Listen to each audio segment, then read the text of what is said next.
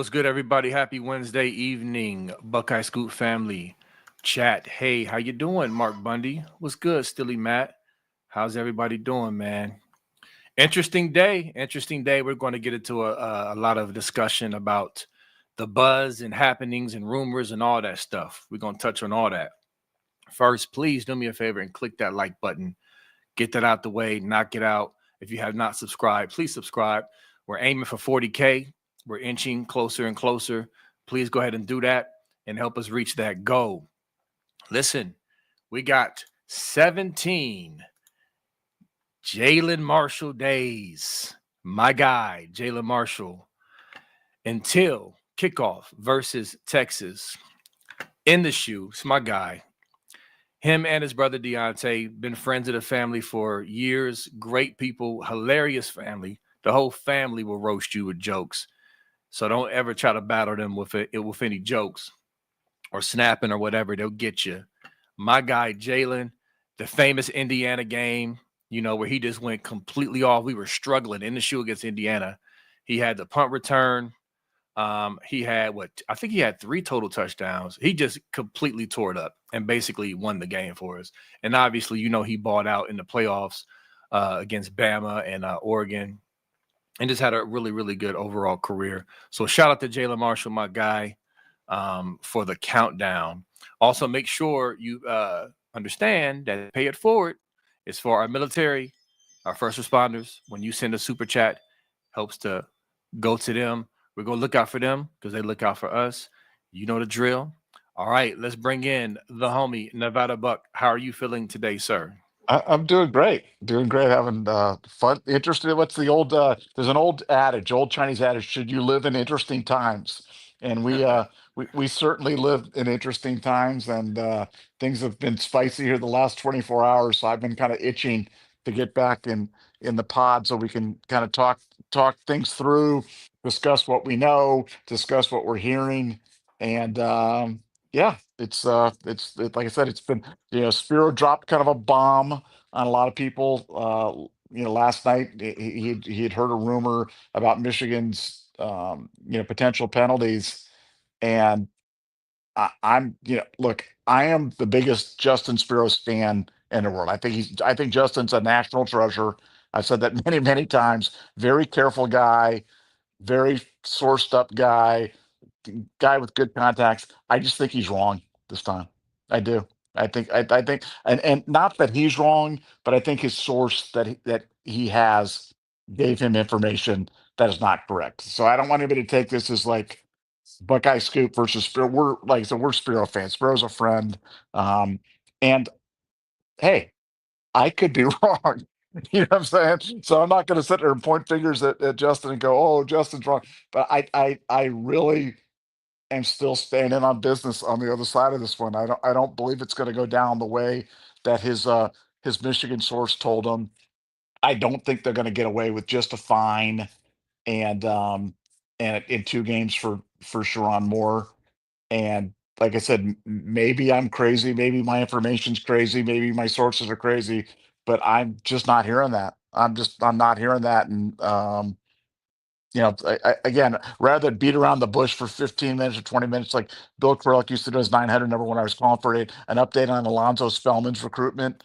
And he'd be like, first, we're going to talk about the punter from Olentangy River that's going to Ohio University. Like, get to Alonzo Spellman, man. Just talk about Alonzo Spellman. That's what I want to know Oh, about. man. But yeah, no, just I'm just not there. It doesn't make sense to me. It's so at odds with everything that I know about this case, everything that I believe that I know about this case, and I just don't believe it's going to go down that way. And um, you know, maybe I'm crazy. Maybe this will go down as like one of those just, big owns or something like that. But I'm just telling you, um, I heard what his source said. I've had the evening to digest it. I've had the day to digest it. I've checked with people. I've gone back and forth on this thing, and I'm just telling you, I am not there. I'm just not buying it, and that's kind of where I'm at right now.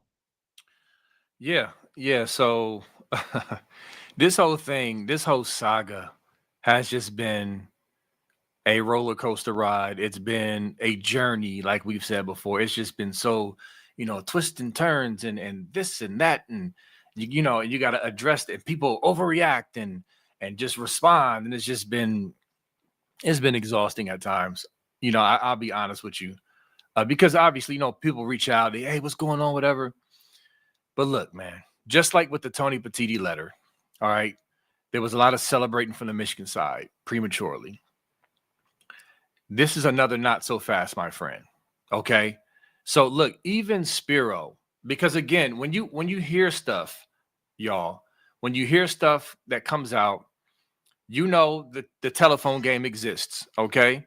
Let me turn my ringer off so it don't be bruh, bruh, bruh the whole time. The telephone game exists. Somebody will say, well, this is what Spiro said in Spaces. Spiro already several times said, no, I didn't say that. I didn't say it that way. That's not what I said. He did another Spaces to try to clarify. Okay. So look at this tweet. I'm just going to show you the tweet from Justin Spiro from earlier today. Okay. Let me go ahead and share my screen. Just to kind of give you some insight to what he's saying. He said, hold on. Let me go back. Even what I reported was the informed impressions of someone high up at who said themselves they weren't certain of the punishment framework. We will all know very soon. Okay. So that right there just kind of gives you some insight into when this first came out. And I know he did the Spaces for his subscribers, and then people who heard that ran into the internet and try to interpret what he said or what was said. And the way the picture was painted was like, this NCAA guy who was just chilling with the COI 5 minutes before that, gave him the scoop of the exact penalties. And this is what it's going to be. Like, that's how it was put out there, but that's not really what happened. Okay. Furthermore, Spiro has said that he doesn't think it makes sense, and he values his sources, but sources can be wrong sometimes. We've all, acknowledged that, hey, sometimes source gives you some information that's not good, even though they've been good before. Spiro didn't shout that from the rooftops as if he just absolutely, this is a slam dunk. Like, no, he was just like, And so there's so many details about the actual, what was supposedly said, that make no sense and is extremely flawed. I mean, we can literally go down the list of so many things that just don't make sense. So with that said, all I'm saying is pump your brakes. We've evaluated this when this first hit, just like the Tony Petitti letter. And I'm going to wrap up, Nevada, so you can jump in. Just like the Tony Petitti letter, it was something else. Okay, what's this? Let's take a look at it. All right, do a little bit of research, a little bit of history. Okay, this is standard. And then he came out the next day and said, this is standard operating procedure. We looked at it. We didn't immediately deny that, oh, man, this ain't nothing. We looked into it and said, okay, what's this about? Like we always say, we evaluate everything. We look at both sides. This entire time, this has not just been about us, our gut feeling, or some shadowy source. Yes, we have sources, but it has not just been about sources. We've literally walked all of you on these podcasts through the bylaws and through the black and white of the matrix and what happens when you're in this and 6 level 1 violations. Like, we've been doing that. But some people in Nevada want to act like we just been throwing stuff out there. It's just been rumors and voices in the background. No, we've been walking. We are standing by everything we've been pointing out by, the bylaws, by what we know from the facts of the case, all of that. None of that has changed. So what I'm saying is that we looked at this just like we looked at the Tony Petitti letter. And as we kept processing it and like talking about it, like, hold on, hearing what Spiro had to say with follow up, looking more into it. And when I say we, listen, PD, Premier Drum has been on this, Intrinsic, we all looked into it. Like, okay, well, let's see what's up with this. Spiro, that's our guy. What's going on? Let's look into it.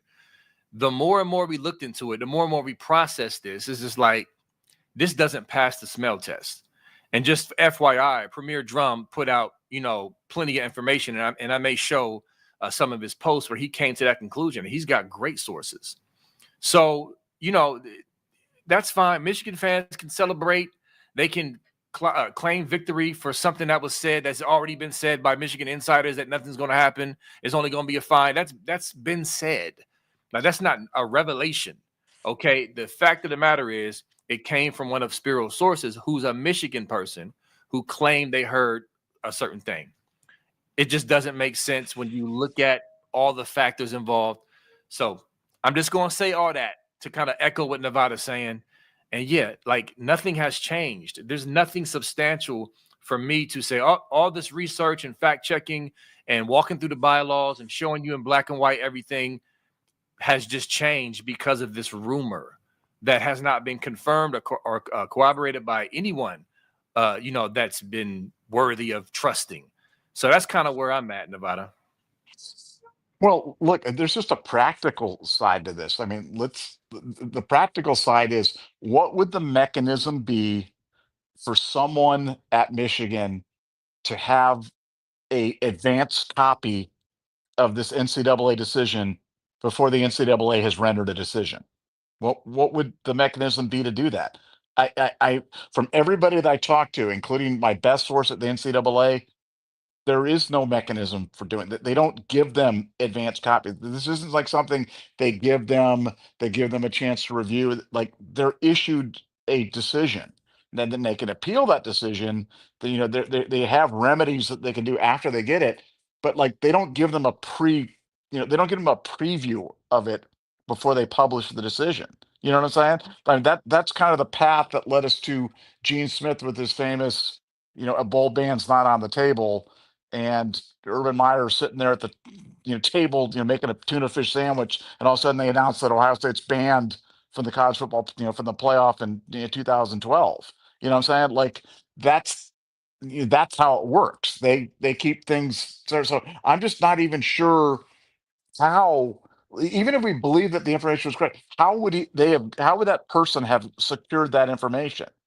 You know what I'm saying? I'd like, yeah, I just, I don't get it. And, I wish that we had Intrinsic here, who, it was maybe more knowledgeable about that stuff, or could talk about that. But, I've asked Premier Drum that question. I've asked a number of people that question, like, what would the mechanism be for somebody else to have an advanced copy of the decision?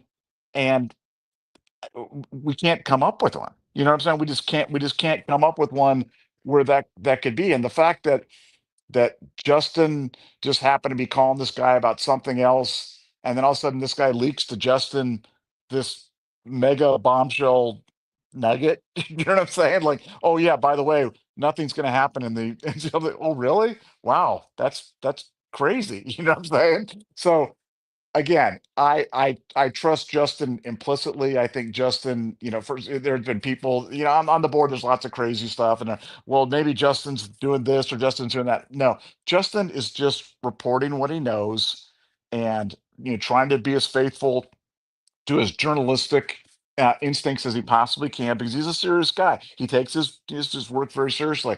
I just think on this one, I'm just not sure the information's correct, because I can't come up with a way that it would be correct. I mean, it doesn't make sense on the face of it, just from when we know that there was an a failure to monitor, aggravated institutional charge that they were facing. um, how would you bid that thing all the way down? I mean, because the types of punishments they were talking about would almost be like a failure to monitor mitigated. You know what I'm saying? I'm not even a standard failure to monitor. Um, and also, even if you take everything that he said at 100% face value, you said, well, the guy only knows like 80% the parameter, or what, you know what I'm saying? There was just like there was a lot of questions that I had about this bombshell. And, you know, like I said, it did make sense to me. So for people, it is funny to me, though, seeing that Justin literally was the antichrist to the Michigan fans Yes, that's a good 20 point. 24 hours ago, and now he's like, yeah, and with all due respect to you, B Moses, he is their Moses, leading them out of the wilderness right now. You know what I'm saying? Like, you should put Justin with like a big staff and like white flowing robes, like leading the Michigan faithful out of the wilderness, because with one tweet or one Twitter Spaces, he's like, oh my God, Justin Spiro said this and that, and you know, you know, I won't say Justin's walking it back, what was said, but he's certainly clarifying what was Yeah. said and what wasn't said.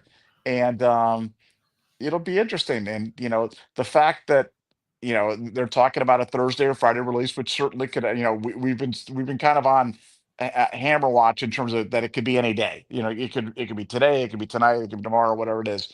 But certainly, the longer this goes on, so now what we've got to believe is that this random person had this, or whatever person had this information, a pre-advance of this decision, days in advance of the NCAA publishing it.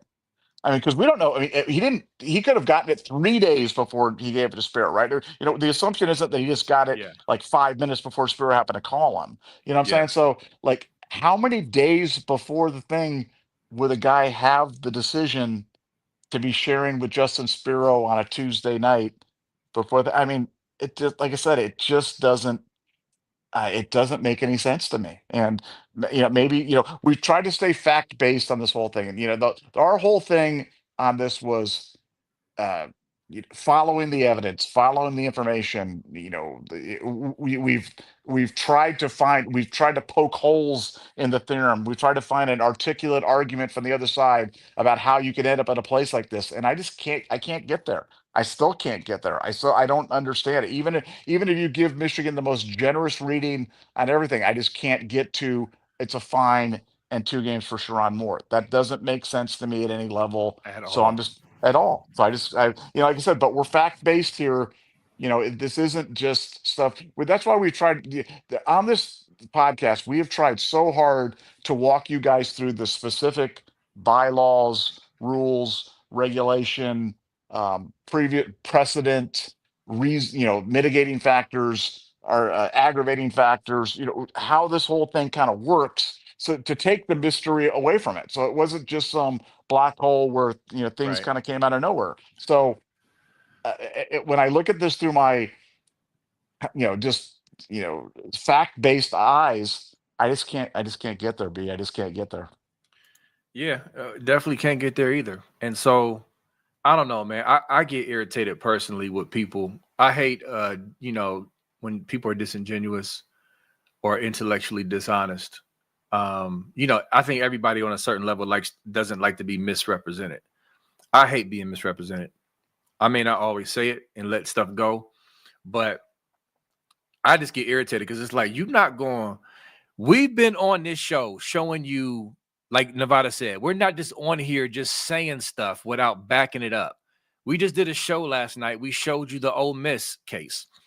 Intrinsic, who does a phenomenal job. Let me tell you, getting to know this brother behind the scenes and all these guys.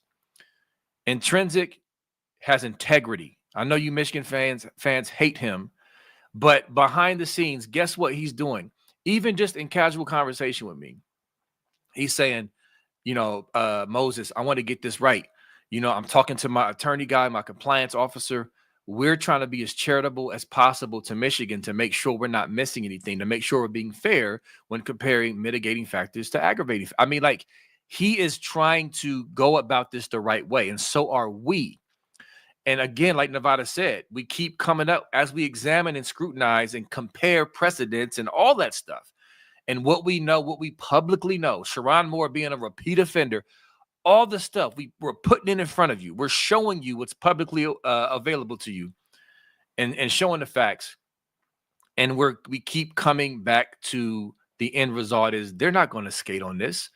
The question is, based off of this matrix and where they are, the question is how many years of a bowl ban, not if. The question is how severe, based off of everything we have available to us. So I just wanted to just remind people of that. Some people, Nevada, they're not going to care because they hate Buckeye Scoop. So regardless of what facts, whatever we do, they don't care about that. They just want to, hey, I understand that. I get it. You're going to take shots. That's what you do. However, you can watch every single podcast. It will still be up regardless of what happens. And you can see how we came to the conclusion that we came to. So with that said, I got this on the screen right here. Here's another really good poster, Smart R's, funny name. He's been really sharp with this too. He's really good. He said the NCAA, and this is true because, again, swimming and just just swimming up to our ears in bylaws for months. This is true. It says, but the NCAA has a very good track record of no leaks. I also am extremely skeptical of the information that was passed because it is unlikely the NCAA would know at this point. The COI, Committee on Infractions, is a separate entity. Correct. He follows up. The COI was created to keep the NCAA out of the process. Correct. So for leaks to come from the NCAA, something is off. If this plays out as detailed by Spiro's source, then the NCAA will likely investigate in-house and how that happened. Okay. Again, there's so many things. Talking to Intrinsic about this as we were processing this and examining, okay, how legit is this rumor, whatever. Because again, if we would have determined based off of legitimacy or whatever, like, hey, yo, this is another data point, it's not looking good. Guess what? We would have been on this show tonight saying that, hey, not looking good. Something happened, something changed, blase, skip, whatever. But that's not what was determined, not by PD, not by ourselves. And Spiro is not backtracking. He's clarifying, and his clarification is not pro Michigan skates. It's not. So yes, like I'm going to stand by all the work, research, fact-based research, everything we've done. There's no reason for me to move off of that because of some rumor from a Michigan source that has so much inconsistency and just holes in it, how everything happened, what's said, it just doesn't make sense. Again, like Sharon Moore, he is a repeat offender. I got the article up right now. I went back and looked at the article, okay, from the NOA draft. And it talks about how, he's considered a repeat offender, a repeat violator. I mean, like, and he gets to just get 2 games of his choosing. Like, that's just it. You can just pick your 2 games, nothing additional. Just that in itself. Ask yourself, does that make sense? Remove Michigan out of it. Remove your Ohio State cap, your Michigan cap. Does that make sense? Now think about all the cases that we've shown you. The Tennessee case, the Ole Miss case. We went over so many cases as comparison to see what the NCAA is doing, even leading up to this point. They've been cracking cats. They've been causing cats to death. They've been suspending. I mean, that doesn't make sense. So it's just like, okay, we can sit here and shiver over the source that Spiro said he heard from, but just logically, it doesn't line up and it doesn't make sense. And one more thing, Nevada, before I pass the mic. One thing Spiro said in his spaces, which was also wild to me, that he said his source from Michigan said, and I don't know if you heard this yet, Nevada. He said his source claims, Spiro's source claims that Stallions helped rat. He said on CMU, and the source believes that was helpful to mitigate the penalties for Michigan. And that's partly why the penalties were mitigated and they didn't get worse penalties, because Connor Stallions, who was on the sideline, and I know Michigan fans will try to come up with all type of loopholes for him to be on the sideline, and he just stop it. He was cheating, helping Central Michigan with a freaking disguise on, but he rats on Central Michigan, which helps Michigan's case to get their penalties lower. Please just say that out loud. Say it out loud. Look in the mirror, just say it out loud and tell me if that makes sense to you. It doesn't. Okay? So there's just a laundry list of things that don't add up, that's inconsistent with the bylaws, with the president, with all the facts of the case, with logic, with just common sense. So that's just, again, this is where I'm at. This is where we are at. And I just want to kind of convey that, because I know people are wondering, like, well, what Buckeye Scoop got to say now? Well, this is what we got to say now. Nevada? Yeah. Again, that seems like the most. Now again, let's talk about. Did you hear about that, by the way? Was that your first time hearing it? I had heard something about that. I'd heard that McElwain had encouraged, not only knew. So when McElwain got up there at the thing, he's like, I heard the sign stealer guy was on the side, like that he had actively encouraged him being there, which doesn't surprise me at all. But the obviously the logical follow-up question is, so the head coach at Central Michigan knew about the sign stealer guy, but the head coach at Michigan who employed him didn't know about the sign stealer guy. You know what And I'm gave him saying? a game ball. And gave him Yeah, a yeah, game ball. yeah. Say that one out loud and try to make that one make sense. But yeah, no, the idea that anybody, that Central Michigan, that anything that they could do about Central Michigan would mitigate the Michigan penalties, seems crazy. But let's, in the interest of fairness, let's talk about the four corners of our knowledge. I mean, where it stops, where our knowledge has always stopped on this, is when it got to the jury, if for lack of a better term, whether you want to call that the COI, whatever you want to call it. You've got a case that's built, it's brought to them, it's presented to them, and this jury we don't have somebody in the jury room. We don't have the 12th juror sitting in there leaking information that apparently would be leaking information. To believe this story 100%, you have to believe that one of those jurors is leaking information to a Michigan administrator days in advance of the thing being published, who then leaks it to Justin Spiro, a Michigan State, you know, journalist. I mean, you know what Right. I'm saying? That's where you kind of go with it. But look, we're not in the jury room. Juries, we could go through, we could spend 17 shows talking about crazy jury decisions that have been made throughout history. And talk about that. We're not in the jury room, so we don't know. So could anything happen? Sure, anything could happen, but it doesn't, like I said, at some point you've got to kind of get back on the logic train and kind of go, does this make sense? Because it just flies in the face of everything else that we've been hearing, everything else that we know, everything else that we've been seeing. So, look, it's a non-zero probability that this is true. I mean, it's greater than zero, but I don't know how much greater than zero. I mean, for me, it's just hard for me to get past the mountain of other stuff that I have on the other side, um, that that makes this just really unlikely, just really, really unlikely. And I think the longer this goes on without it, the fact that the decision wasn't handed down today certainly kind of flies in the face of that Michigan's had this thing for days, Yeah, percolating because of the notification window. because the Right. notification window, you know what I'm saying? So, like, yeah, how long do we think that Michigan's had it? Do you think they had it from Sunday and it doesn't get released till Friday, or like how long are we supposed to believe that they've had this thing, or they had 80% of it? Well, look, you could have 80% of something, and that last 20% could be really, really bad. You know what I'm Yeah. saying? I always say, like, on a contract, it's like, hey, I just want to change two words, okay? Change yes to no and will to won't on that. That's the only two words I want to change the entire contract, but that kind of changes the whole thing. Yeah. So yeah, it's just like I said, this is a tough one because we have so much mad respect for Justin.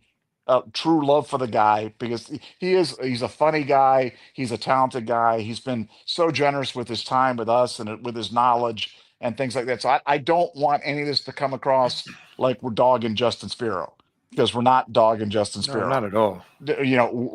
We have legitimate questions about the source of the information, because do I believe Justin made this story up? Absolutely not. There's no zero. That is a zero problem. There's no way that he made this up for clicks or clout or subscribers or you know Twitter space. That didn't happen, guys.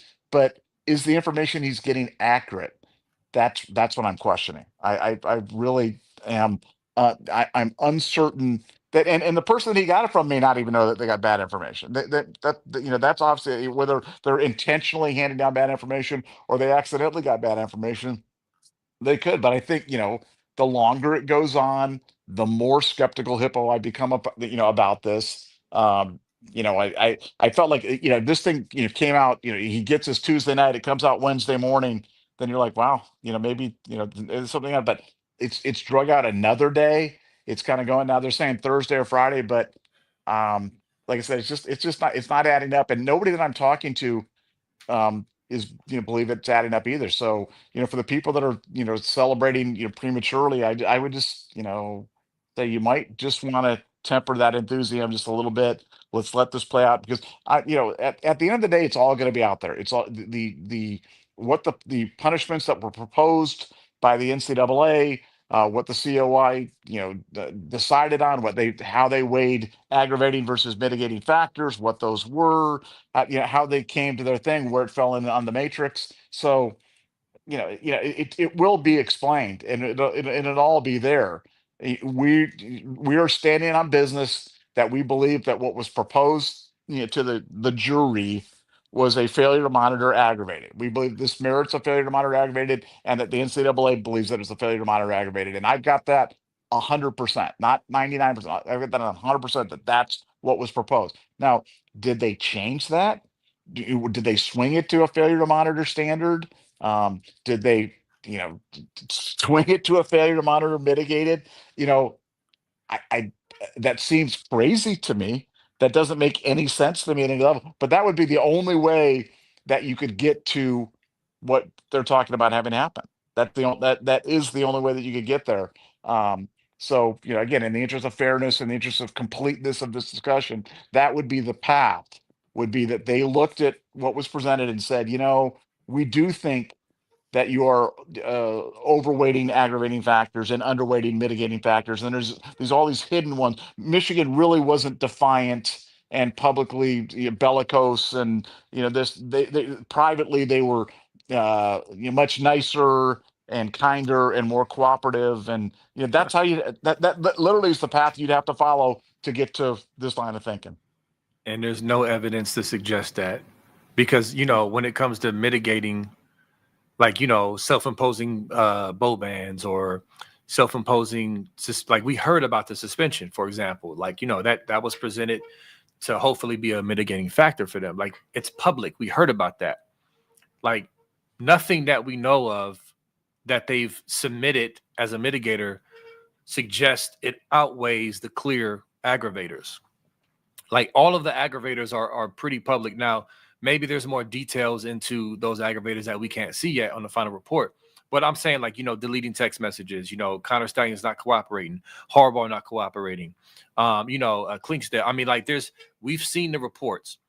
And so, and then of course the Intrinsic brought it up yesterday with Connor Stallion's on the Netflix documentary leaking a part of the investigation. We just showed you in the Ole Miss video that was a problem for the NCAA. They called that out. I mean, we've went down the list of stuff, of facts that we all have our fingertips available to.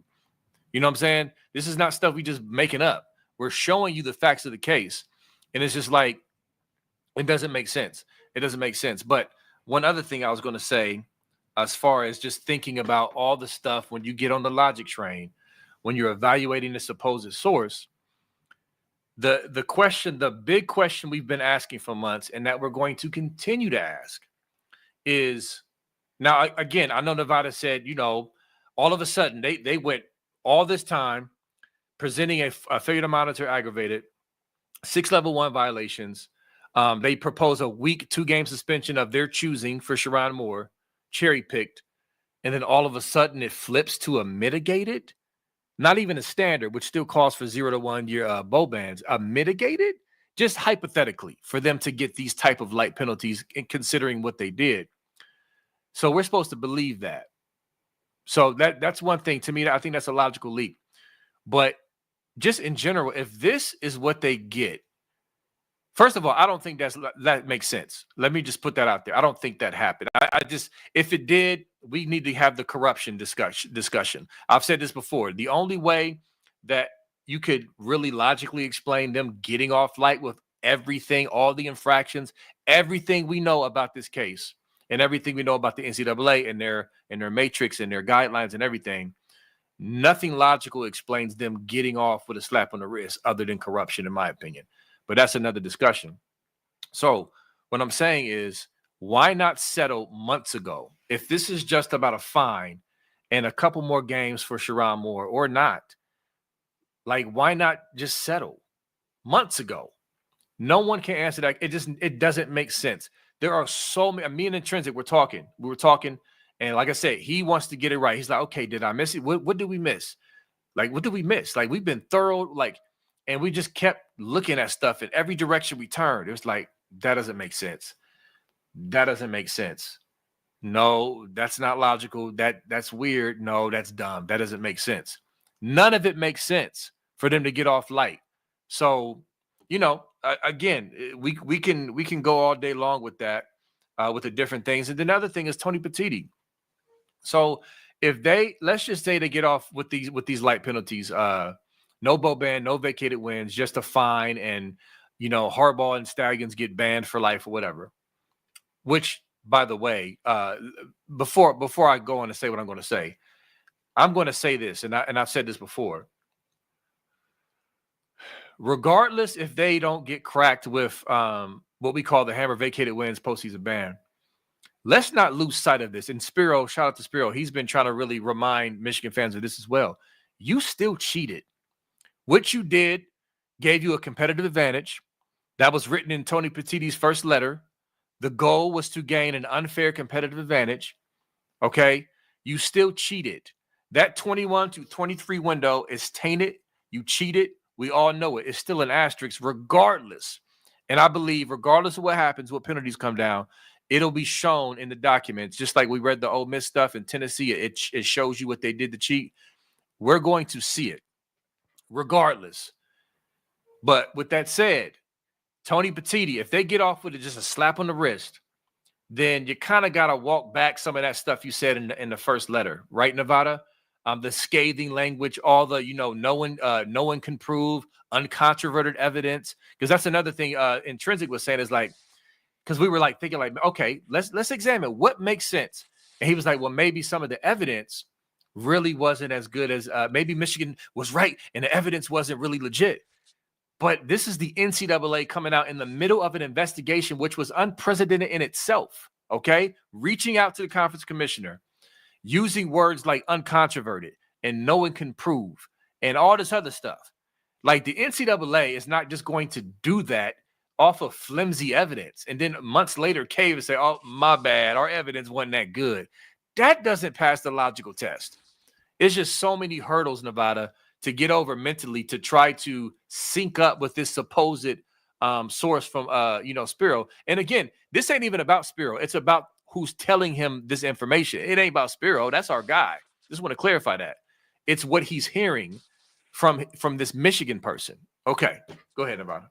Well, couple things. One, because what I was waiting for was if this Michigan guy, if he had it and this was, not that we're doubting that it was shared, but he decides to share it with Justin Spiro. Okay. So he doesn't share it with other Michigan people. I mean, because all the joy today was emanating from Justin Spiro. You know what I'm saying? Like everything was referencing Justin Spiro's post and things like that. You would think this would have been in like wide circulation, right? Wouldn't you think this would have been like Absolutely. Festivus All the in Ann Arbor? insiders would have been All these, partying. yeah, they'd have been partying. They'd been like, oh, we got this, and instead they're just citing Justin Spiro, tweets and retweeting and putting little memes of him up and stuff like that. So this thing hasn't broken wide, is what I'm saying. So somehow this Michigan guy has this information that they're being let out of the promised land. None of this is going to stick. It's just going to be a fine and two hand game pictures from more. And the only guy that has it is Justin Spiro. Like, you know what I'm saying? He gives it to Justin Spiro. You know what I'm saying? Like Yeah. this wasn't Pete Thamel. This wasn't Ross Dellinger. This wasn't Steve Bias. You know what I'm saying? That this was Justin Spiro. Isn't that odd? You know what I'm saying? Like, isn't that? Yeah. I mean, you know what I'm saying? Like, wow, that's just a peculiar one. Not questioning that not I'm saying it's impossible that it could have happened, but it just seems like it would seemingly, because I've been waiting for stuff on this to break, good or bad, in wide circuit. When somebody had it, when somebody has it, the dam will break. It'll all be out there. You know what I'm saying? Like that. Like if Connor Stallions had it, that what was going to go on or something like that, he would tell Mr. T in 7 seconds, and Mr. T would be on social media, giving off, whatever, types of signals that they knew that the information was there, and none of that's happened. And so, today was this kind of this upswell, but again, it was all from Spiro. If Spiro hadn't posted that last night, there wouldn't have been it would have been mum today. So that, like I said, it just things that make you go about. And I don't want to take this thing too far off the track, but it will be interesting to see when we get into this, because by all accounts, we've always believed this, and this is not breaking news, but that Harbaugh obviously is going to take a big broadside on this. And you know, where does Goodell come down on this? I'm saying, like, where does Goodell come down? Yeah. Goodell has famously said in the past that you're not going to be able to run from college and have a refuge in the NFL if did violations in college and blah blah blah. Where does he come down on this? You know what I'm saying? So that's just an interesting little sidelight. Regardless of what ends up happening, is because I think we're all in agreement that Harbaugh is going to eat the cadoodle on this one. But the only way that to make that meaningful is for the NFL to issue sanctions on him and slash or the Chargers Yeah. for his act. Like they But did Tressel. like they did Tressel, like they did Terrell Pryor, they did it. They did it to both of them. So I saw Intrinsic was in the chat. I shot him the link so he could hop on and help us close out. And as we end the show, it's always good to have Intrinsic on. How you doing, bro? I'm doing good. How you guys doing? Good, man. Go ahead and jump in. I know you've been listening. Just jump in on your thoughts on what we've been saying, and anything you want to add, elaborate on, by all means.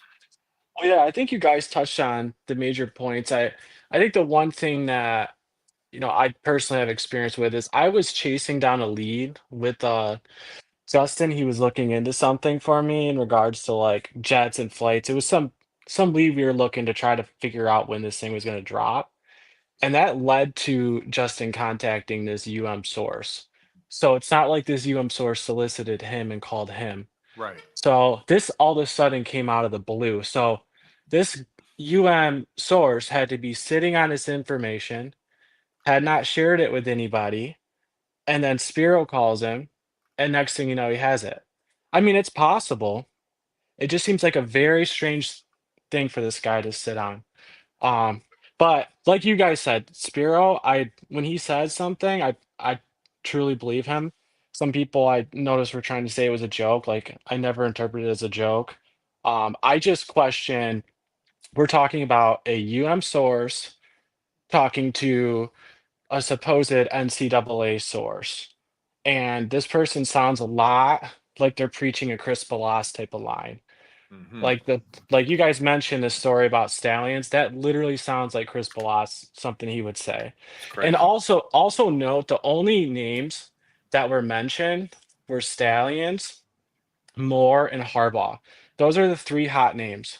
So they only mentioned the three hot names. We had no specific details on Denard Robinson, Mm-hmm. no specific details on enhanced penalties. I mean, it was very, very vague. And I'm thinking, if I have the penalties, right, wouldn't I have some more specific information outside of $14 million? Because that was the only specific piece. We didn't have a specific amount of years they got show causes for. Even none of that was specific. So I do believe what Spiro is saying. Like some people are saying Spiro is playing a joke. I absolutely do not believe that. Spiro is definitely a reputable person. Like he's a friend of mine. I don't think that's what happened here, but I highly question the way that this originated, and it doesn't add up to anything that we've gone over. As far as cutting on Stallions, I don't want to make this too long for you guys, but if that was a mitigating factor for Stallions, right? You got to understand Stallions obstructed and hindered the investigation. So Right. this is a person who obstructed and hindered. So he has aggravating factors. And then all of a sudden he cooperates with CMU. And we're supposed to believe the Committee on Infractions completely just did a 180 and said, oh, well, now that you helped us with CMU, we're now going to forget about these other things. And one more point on that is the only reason he was able to help with CMU is because he violated, right? So they're almost rewarding, if this is true, which I don't believe it's personally true. I don't buy this source. Um, but if this is true, the COI would be rewarding a violation because he wouldn't even be able to cooperate had he not conspired with CMU to be on the sidelines. So Right. those are my just initial impressions of it. Nevada. Well, yeah, I had mentioned earlier, and I'm super glad that you took the time to jump on with us, because my question is just what the mechanism would be for any source to have an advanced copy of the decision right now. You know what I'm saying? That would seemingly be a pretty huge breach of yeah, because I've been looking at, like, what would the do they give it to them in advance for comment? Do they, I mean, like, what would the mechanism be? And the idea that this was, I mean, this, because this was days in advance now, like days, Yeah, because this is not standard at all. For whoever this person would do it, they'd have to be in NCAA communications. So what happens is the case gets handed off to the COI. They keep that information under basically lock and key. They have a very good history of never leaking these things. These decisions never leak. This is extremely rare. So it is possible, okay, that while they're planning to deliver this, and it goes through the hands of PR, and it goes through the communications team on the NCAA, because this guy is saying it's the NCAA, it's not the COI that reached out to him, the NCAA. So the communications team would have had to have risked their job to tell Michigan. And one other thing on that too that is important, if right, because I heard someone mention that this might just be prepping us all, setting the stage for this to be like penalties. Well, I think it's setting the stage for outrage, because when you leak something to Michigan, giving them a heads up that nobody else got, like Tennessee never got this, Oklahoma State never, none of these other cases got this. You're showing favoritism, right? And that's going to be the outrage. If somehow this is what Spiro reported, there's going to be outrage, and people are going to be like, why would they leak that to the NCAA ahead of time when they're not even supposed to have their hands on leaking it? So. well, but also the fact that, like I said, because we're talking about, you know this was a conversation that he had on Tuesday night. So we're not assuming he just got the information like right then. I mean, so I don't, did he get it Monday? Did he get it Sunday? How long did he have this information? And the one person he decides to share it with is the Michigan State guy. You know Yeah, what I'm saying? yeah, and so and Spiro's right. He is the one who broke this story. If this is the way it comes out, he is the one who broke it, because everything after that, because he showed the timestamps. I mean, I was doing this live with him. We were Yeah. tracking down sources. Next thing you know, he's vetting the sources. So he calls the guy, and then the guy tells him this. Like, so how, like you said, how long was he sitting there? Well, and Spiro on Spaces today said it. He didn't give the exact day, but it definitely, he's saying, was before Friday, last Friday, because someone accused him of this guy knowing it since last Friday. He's like, I never reported that. So we don't know how long the guy was sitting on the information. I don't know if Spiro even knows that. Um, but yeah, that's kind of weird. Like, you have the most important piece of information in sports media right now. Like, this decision, there's not going to be a bigger story when this thing drops. And there's some just admin at Michigan who's high up that is just sitting on it. And then all of a sudden Spiro calls him. He's like, "Oh, hey, I'll tell you. Here you go." Oh, by And the it's way, Justin, by the way, yeah. And I, I so mean, I mean, yeah. yeah, and again, I mean, I know weird stuff happens, but that would definitely be one for the books. And the fact that, not just that he gave it to Justin, but they didn't give it to anybody else. This information did not leak to anybody else, because this thing hasn't broken wide. You know what I'm saying? This thing, all of the noise on this is emanating from the Justin Spiro Twitter Spaces, Twitter post, et cetera, et cetera, et cetera. So I would have expected that there just to be this flood of information on this. I mean, if Michigan had gotten the word that they're in the clear, I would have thought that all heck would have broken loose. And I just haven't seen that even today. Haven't seen it. It's been kind of limited to message board kind of fodder and stuff like that. And again, I just find it very curious that it's not acting like any other leak would normally act. Yeah, it does seem like they would be slam dunking it now, or that we would have an end of, like, someone else come in and get wind of, oh, they've been leaked the penalties, and another journalist comes in. Like Justin's doing journalist work. Like, when Justin says that he, like, I 100% believe everything that Justin has reported on this. I 100% believe it. He talked to the guy, that's what the guy said, that it is a vetted source of his. So this is someone that he, it's not like some random person from the admin that he just talked to. But yeah, I do not see why someone else wouldn't have came in and dug into this story to independently verify it. I will say, just playing devil's advocate, that surrounding decisions and releases of confidential information, you're not supposed to be talking about it. The members of Inside Michigan, they're not supposed to be discussing what the penalties are like. But usually, right, this is so unusual because most of those bylaws are written around when they give you the decision, right? Because they don't come out through leaks. So if this goes according to what Spiro's saying, someone's supposed to get the decision tomorrow. So this is the actual document, which, just to go over, you guys have said this, but no one has seen the document. That source hasn't seen the document, and it's not even clear the NCAA source has seen the document. He wasn't even able to get that information out of the person. So no one has seen this actual document, but once it gets released, if Michigan gets their hands on it and then leaks it, that could be a violation. It's definitely a breach of confidentiality that is written in the rules. So Well, this would seemingly be exponentially worse than that, though. You know what I'm saying? yeah, Because it's but like, I mean, it's not even like they got the decision and then they leaked the information. This is they got leaked the information about the decision days or weeks in advance of the uh, thing, and then shared it with an outside party. I mean, I don't but know. see, It just that that just seems that's crazy. it's really bad. So the guilty party in that would be the NCAA. So what volition does the NCAA or someone in there have to leak it to Michigan? I mean, it's totally possible that it could happen, but it just hasn't. You can't look in the past and find times where this has really happened. Um, so yeah, I don't understand why it would go out this way. It definitely is not a PR. I don't see it as a PR management strategy. I just see it upsetting people, really. Um, Yeah. yeah. Well, Yeah, you're real putting quick.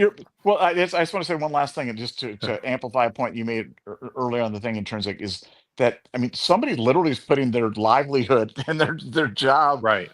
I mean, I mean, right? This because there's no process. There's no according to the NCAA thing, this gets here and it's handed here, and this guy has it, and this and that. Like this would have to have broken every policy and procedure that I'm aware of with the NCAA regarding this to have shared this information with somebody at Michigan. Am I correct on that?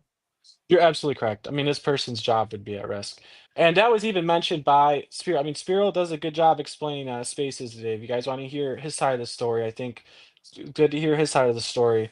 That this person, like, some of the reason he said that he didn't get specifics is because this person was protecting, their NCAA source. So I don't. There's a lot of just sketchiness to the whole thing. We're relying on a source of a source, which comes Right. from Michigan, who I do not trust. It literally, like, Spiro, he's been so money. If this was anybody but Spiro, I would instantly dismiss it. And based on the facts alone, that doesn't make sense. I side with the facts over a source of a source that's giving 80% certainty. So like the source isn't even certain of what they're reporting, right? And no Right. one's ever claimed to seen the document. So how am I supposed to hang my hat on that? I certainly wouldn't be dunking on that if I was Michigan right now. Yeah, exactly. And that's a good summary. And it's just like, um, it just, I can't back away from the facts. I think that's a great way of saying it. It's just like, why should I concede to this? This doesn't add up. I mean, even if it was in our favor, I still wouldn't blast it on the rooftops because it doesn't, you know what I'm saying? As far as where the source comes from and if there's any holes and sketchiness, it's like, I'm not about to run with that. Even if it is in our favor, it's like, we got enough anyway. But it doesn't make sense. By the way, I shot Spiro the link if he wanted to hop on at the end. He has not Mhm. responded. And again, no pressure. I don't expect because I'm looking at the chat, trying to give the people what they want. Spiro, he's got stuff to do. He can't always hop on, but I did shoot him the link as you asked. But yeah, it's so much with this, y'all, that over the last 24 hours or less than 24 hours, really, that just hasn't made sense. And last night when me and Intrinsic were talking about this, we were like, okay, if this is really legit, we expect to wake up in the morning to just multiple reputable sources like, hey, this is it. We got it. It's done. And that just did not happen. And like Nevada keeps saying, the only thing that's spreading are screenshots from message boards of what Justin said his source said. That's what's spreading. Okay. And so, to me, as time has went on and we've been able to examine everything and really process it and vet it and look into it. And again, shout out to Premier Drum. I tried to bring PD on tonight. He wasn't able to make it. But, his vetting and his sources, I mean, he's been clear. Like, and I'll just tell you straight up, like what he said, his conclusion, I'll tell you right now, it was very concise. He said, after checking leads until 3 a.m. and hopping right back up at 6 a.m, I've decided it was nothing more than hope casting. Now, again, this is another individual, Michigan fans, haters, whatever. I know you're going to hate. It doesn't matter. I'm telling you, just like Intrinsic is legit, he's going to vet. He's going to make sure he's looking at this from an objective, fair, integral way to make sure he's got it right. That's PD as well. And he had another, like a long write-up earlier that I could pull up. But the point is he is coming to the conclusion, like, no, why would I move? Because it's like Michigan fans and even some Ohio State fans who, I'll say real quick, I think it's weird. If any Ohio State fans know what Michigan did and how they just took a hot dookie on the integrity of the game with the in-game cheating like they've done, it seems weird to me, fellas. It's like some Ohio State fans are kind of rooting for the hammer not to drop just because they hate Buckeye Scoop or they hate Intrinsic or they hate whoever and they want to just say, I told you so. It's almost like they're rooting for Michigan to get away with it. It's just weird. It's a lot of weirdness going on out there. I'll say that. But yeah, the point is no, like there's not enough evidence, just not enough anything substantive for me to back off of what we've been telling you for months based off the facts. Okay, not rumors, not just shadowy sources, but facts. We've walked you through this. I'm going to keep repeating that because people are trying to act like we just throwing stuff out there. Watch the podcast.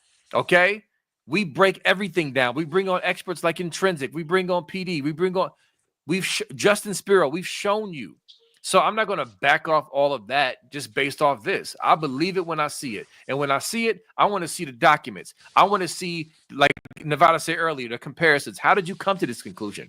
How in the world did you get more mitigating than aggravating with everything we know? I want to know all of that. And regardless, last thing I'll say, we've told you this before. It doesn't matter what happens. We still going to be here. If they don't get the hammer and they skate, guess what? We're going to be here. And I'm not going to step aside from any of our research and any of our fact-based research we've done for months based off this ruling. Because like Nevada said, at the end of the day, you can't control the jury. We followed the facts all the way to the bitter end. Why go to a full hearing for a fine and a slap on the wrist? None of this makes sense. So if that happens, so be it. And we're going to be here and we're going to address it, period. I mean, well said. I mean, it's like I said, it's a, I mean, Justin's being real specific. If it comes out, it's a $14 million fine, then boy, did he have it. You know what I'm saying? I mean, that's a real specific data point right there. So there will be no ambiguity. But yeah, I hope for our sake that Justin's source is wrong. I know Justin's rooting for his source to have been wrong too, because Justin doesn't want. I mean, I'm sure Justin's sick to his stomach thinking that Michigan could walk on this thing. So I think we're all rooting for the same thing, and we all want justice, and this certainly would be the furthest thing from justice for sure.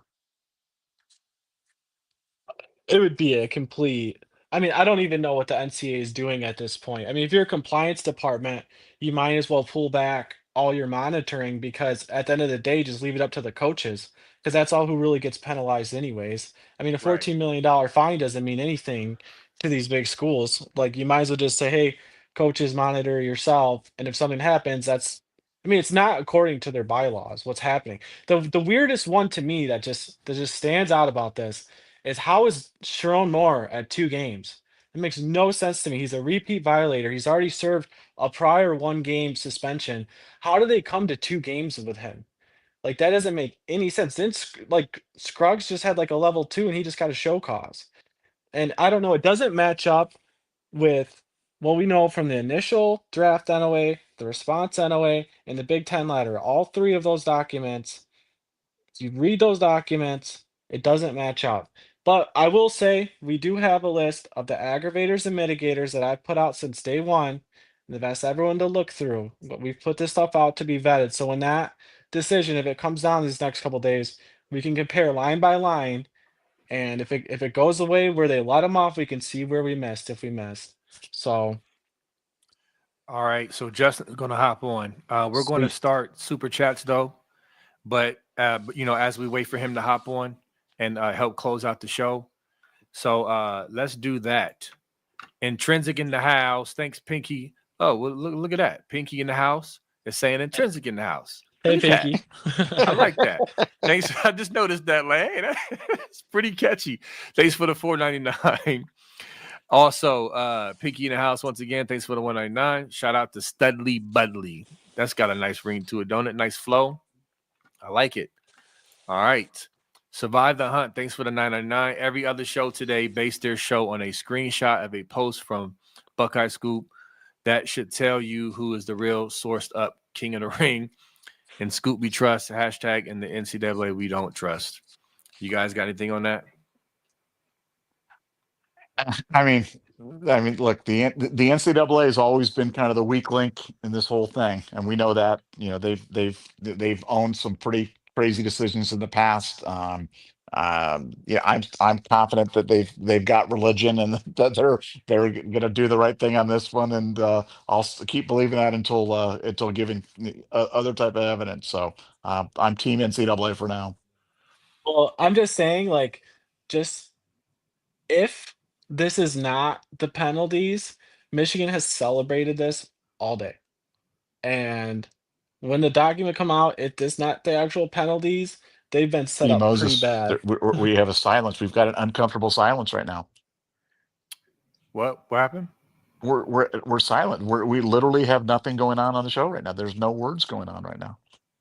No, Intrinsic is talking. What, I could even hear him. Was he talking? Well, This happened before, remember? This happened before. Yeah, it's like I'm sitting there going, I feel like I'm in this separate room, and I'm like, what the heck is going on? There's nothing going on. There's nothing going on. Justin, what's up? Oh no! Oh, I'm on. All right. Oh no! Nevada, So, yeah, man, I you missed be most bugging, of your bro. show. Like, what are you talking about? I got a couple messages saying I had to hop on. Normally I was planning to watch your show, but just not live. So I don't know. I really don't know what you guys have been talking about other than the obvious. I don't know. I don't know if you want to recap the entire show. I feel like that's asking a lot here at the buzzer. I'm guessing you guys are speculating on my Michigan source. Is that a fair assumption? Yeah, that did come up. That did come up at some point. Yeah. Okay, you guys want a little quasi breaking news? Sure. I was actually on the phone. So I would expect news on this to drop around noon tomorrow. Okay. That's what I'm told. That not 100%, but I'm told it's looking like noon tomorrow for the announcement, whatever it is. I did speak with both of my sources on it, including the key one, and really no change in terms of the conversation, where there's still does not have the document. They're expecting to receive it. So right around that noon time tomorrow. So they're going to have it, or they expect to have it at noon.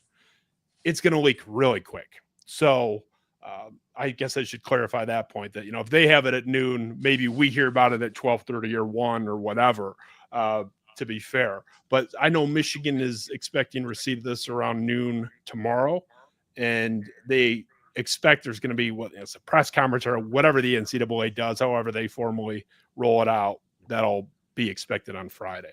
So I did ask again, where are you at with it? Again, this is a Michigan person that had issues with what they did here throughout the scandal. And that's why they've been friendly to me and had reached out to me really early in this process. And is one of those few Michigan people that want to see the school at least pretend to care about what they purport to care about and the leaders invest and all that stuff.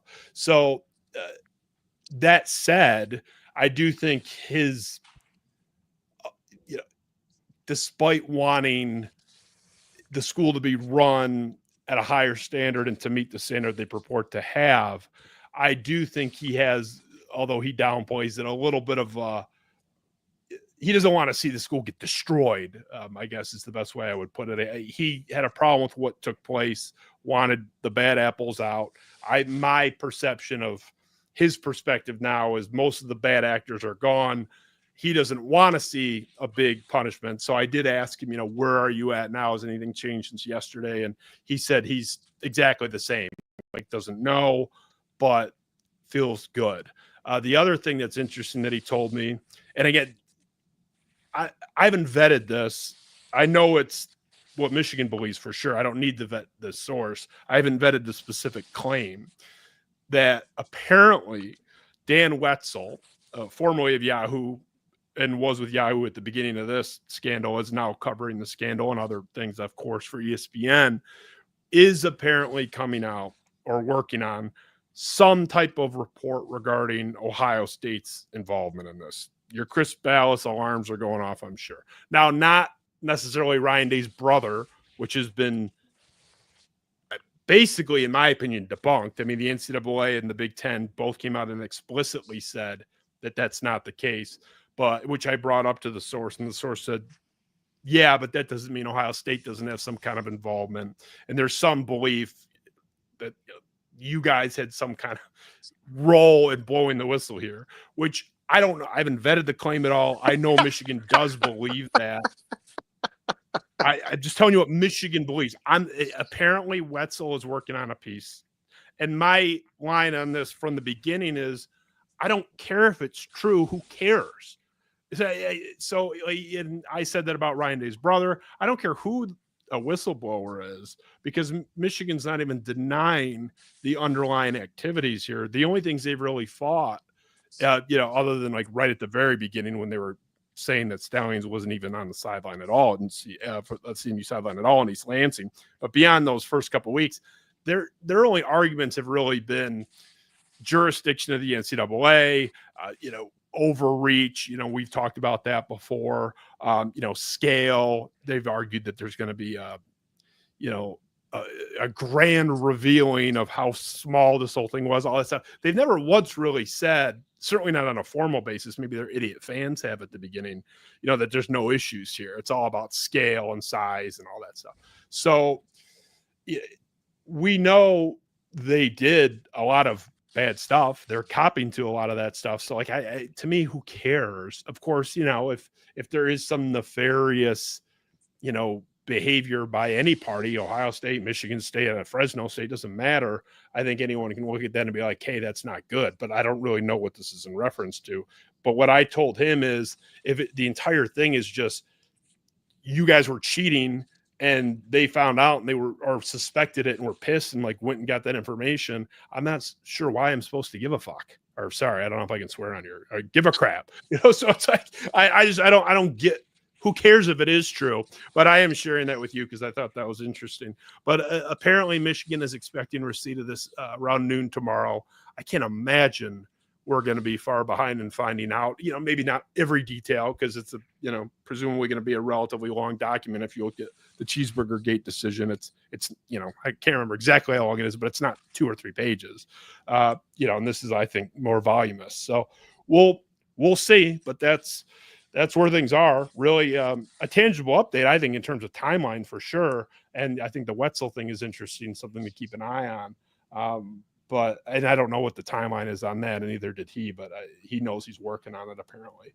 But that aside, it's kind of right where we were. I caught a little bit of Intrinsic saying none of this makes sense if it's true. I agree. I mean, I agree. And, I find it amusing, these people saying that I'm backtracking. I just stuck to my reporting the whole time. And I'm going to be honest about whatever my reporting is all the time. So when the reporting changes, I'm going to report that.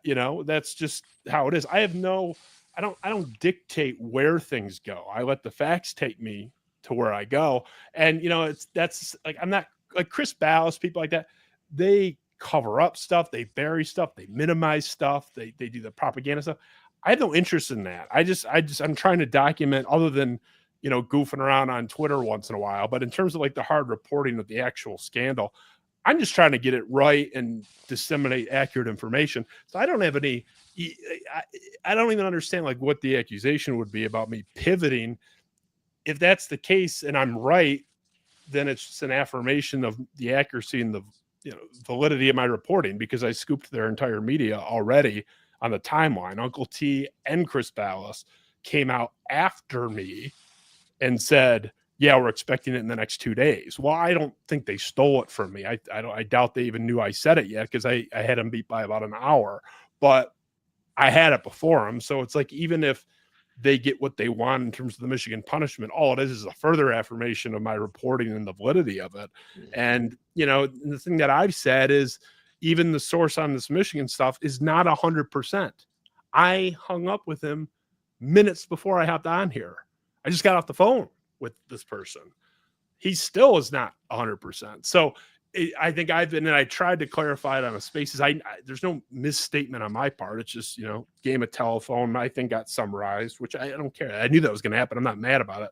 But, then it's game of telephone, and suddenly I've guaranteed Thamel's going to break it. I didn't ever guarantee that. My Michigan source is guaranteeing that this is the outcome. That's not true. I explicitly said he's at 80%. So a lot of this stuff gets kind of spun out of control, but really that's where it is. And they are confident. I'm not reporting that they're right to be confident. I'm just reporting that they're confident. This is the framework that they believe it is. I have no idea if it's true. And, that's the thing. My method of reporting is very transparent. I did the same thing with the Michigan State coaching search in 2023. I did the same thing with Michigan State ultimately firing their AD and all the problems they had. I just lay out for the audience, like, here's what I know, here's what I don't know, here's what I don't understand, why this doesn't make sense. I may be transparent to a fault. There's no motive for anything. And we have explicitly said, and I've said it on your show many, many times, we don't know for sure what's going to happen. We have had that caveat. There's bets going on, but even amongst ourselves, we're debating where we think it was. We've never purported to know for sure, but what we have believed and pitched, everyone like mocking the hammer, it's come with 100 caveats that we don't know for sure, but we've also had really good evidence-backed reasons to believe that. And if there isn't a really harsh punishment here, it doesn't make any sense that there isn't. There's no precedent to support this. Lesser violations have been punished far more harshly. So it's one of those things where if I'm wrong, I can't really even look back at this and say, oh, how did I miss that? Like, it's like sometimes the world's a weird place, man, and who knows? But there was never a good argument against the hammer. There's nothing substantial, nothing like evidence that anyone could cite. UB Moses, Nevada, Intrinsic, me, many others have said, here's the bylaw, here's the grid, and laid out exactly why we were saying what we were saying, while conceding that we don't know for sure. These are the idiots that have said and acted like they know for sure nothing's happening, and have had no humility about the situation at all, and have pretended they do know something, and have never cited a single piece of evidence to support their argument. So I don't think we have anything to apologize for. People are like, oh, Nevada and Buckeye Scoop and Spiro are going to have to go on an apology tour. It's like, miss me with that. I'm not going on that shit. Where's my apology for you guys attacking my family because I correctly reported Strone Moore deleted text messages with Connor Stallions? If I didn't get even a single mea culpa, I don't need a pat on the back. How about just like a, hey, I'm sorry I attacked your wife? If I didn't get a single one of those apologies for any of the many, many vindicated reports throughout this. And ironically, even on this one, if it is true, if the source is accurate, I even broke this one It's just another story I broke. What a fitting end to the scandal for me to break it. But I did say, to be fair, not to try to play both sides, I don't know. I'm not reporting those punishments. I'm reporting that that's what Michigan believes they're going to be. What I am reporting also is originally the timeline I had before anybody, about an hour before Uncle T started popping off. But now the updated timeline is they expected it around noon tomorrow. We should know midday tomorrow. I would expect, maybe a couple hours after. I would be stunned at this point if we don't know what it contains tomorrow, at least key details. Nevada. Well, I mean, there's so much to unwrap there, but I just want to stay on one little thing because I can't get it. So we came up in the discussion, like Buckeye Scoop came up in this discussion. Well, no, I'm talking about my Twitter mentions. Oh, okay. Yeah, okay. That's what I was referring to. I'd say no, not you, not in any source conversation. I'm talking about my mentions. Okay. I thought the guy was like, hey, those Buckeye Soup guys were with the whistleblower, and I was going to say, I mean, I don't want to do anything out of sort, but if there's any trouble, B. Moses is the guy that caused the problems. You know what I'm saying, like that, because he is the whistleblower. B. Moses is the whistleblower.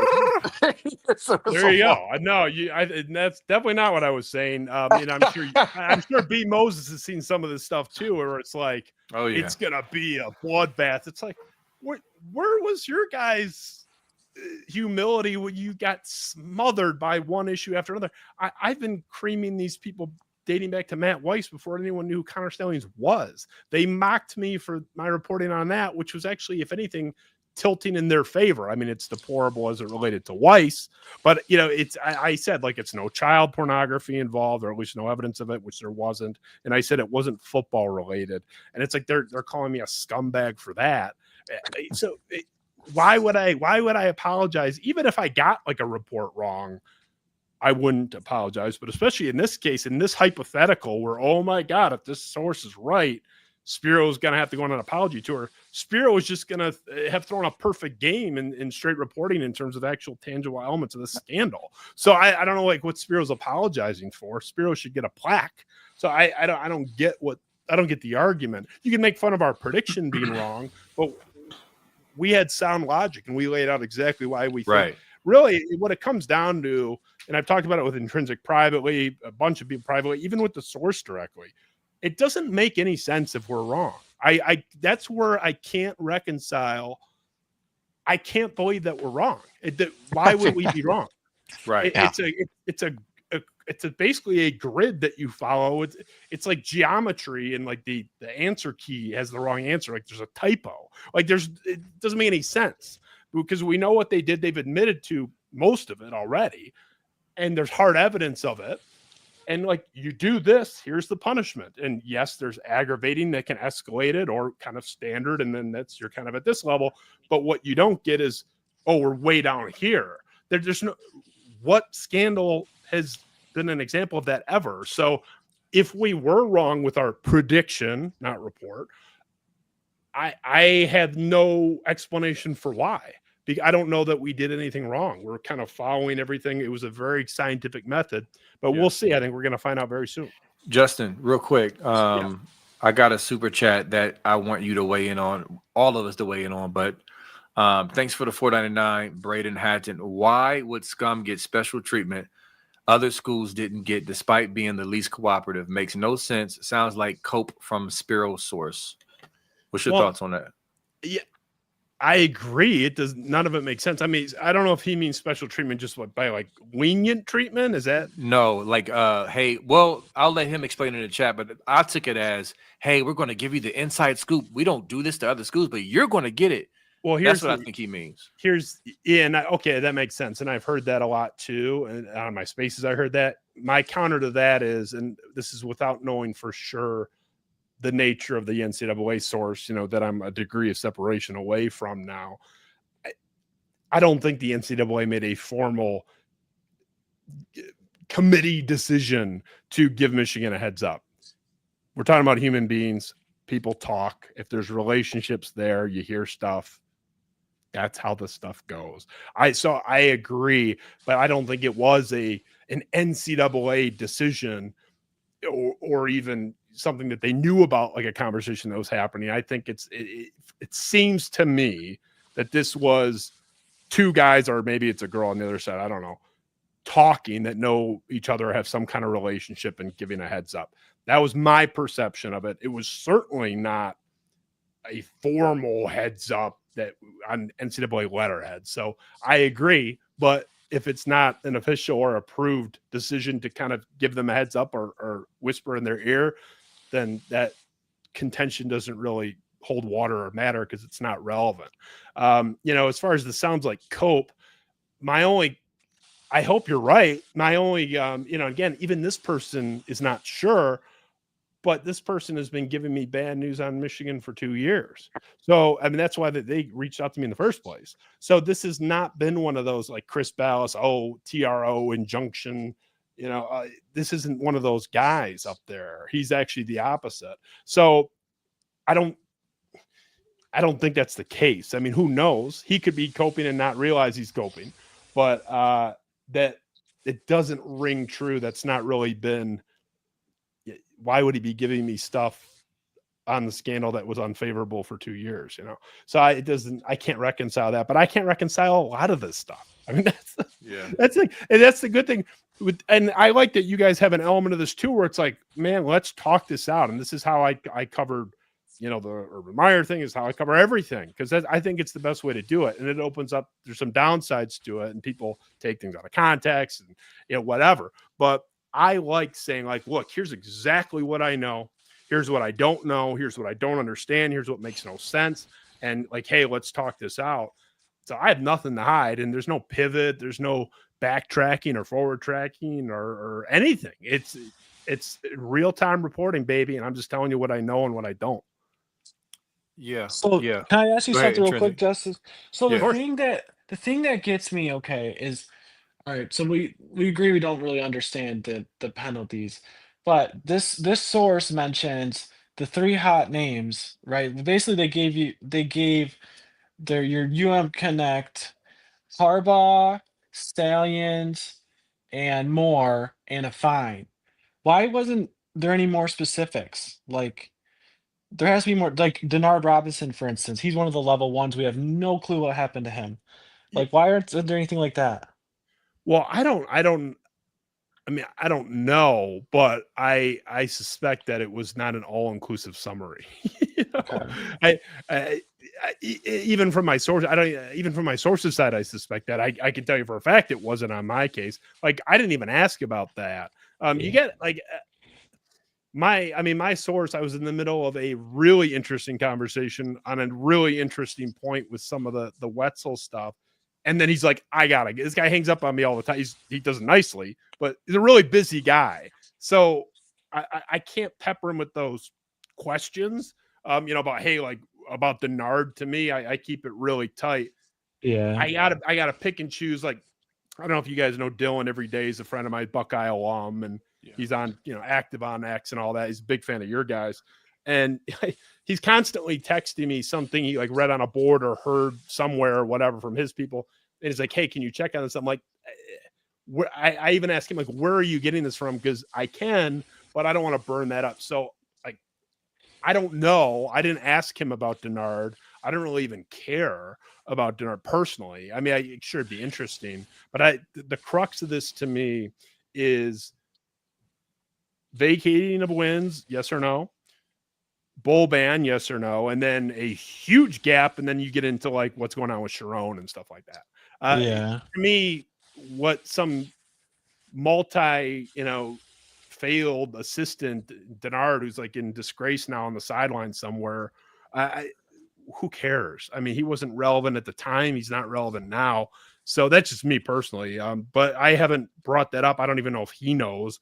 And, it's not the kind of thing where I'm going to be like, hey, can you give me the goods on Denard or the blow by blow of everybody? Let's face it. It's a pretty voluminous scandal in terms of sheer number of people and number of punishments handed out. It will go down no matter what happens because they're already there as the most suspended staffer scandal of all time. I mean, we're already there by a factor of about 2.5. or over 2, whatever it is. So, it's I don't know the answer. I don't think even he knows. It sounds like the conversation was kind of, hey, what's the core of what we're facing, kind of ballpark framework.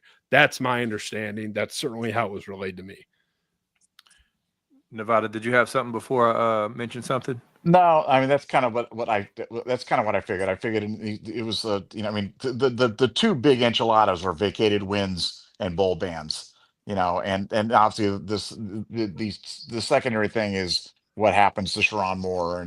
But like I said, I like the fact that we're going to get all the thing, because when something doesn't go the way that you do, it's not often that you get kind of a blow by blow of what their thinking was of how they led to some sort of a different conclusion. But we're going to get that on this. So if it's wrong, if we jump the logic track at some point, we're going to get the roadmap on where it went. And like I said, I can't wait to see it personally. Yeah, for sure. And Justin, you said it very well earlier. Because some of these cats out here on social media and all that, like, well, egg on your face, and you're gonna have to delete your account. And like, dog, I stand by my work. Like, again, we're not on here just being goofy and just throwing stuff against the wall and just hammer's coming with no logic, no facts, no nothing. All right. So that's my only problem, Justin. Is just like, no, I'm not going anywhere. Like, I'm going to stand on business on what was determined based off of fact-based research. You know what I'm saying? So if we missed something, okay, cool. Let's take a look and, okay, dang, we missed this. Now, off the top of the head, just as we've been looking into this, talking with Nevada, I can't imagine with some of just the basics of the NCAA bylaws and matrix and the mitigators. I can't imagine something glaring that we just missed. Because we've been very, very thorough.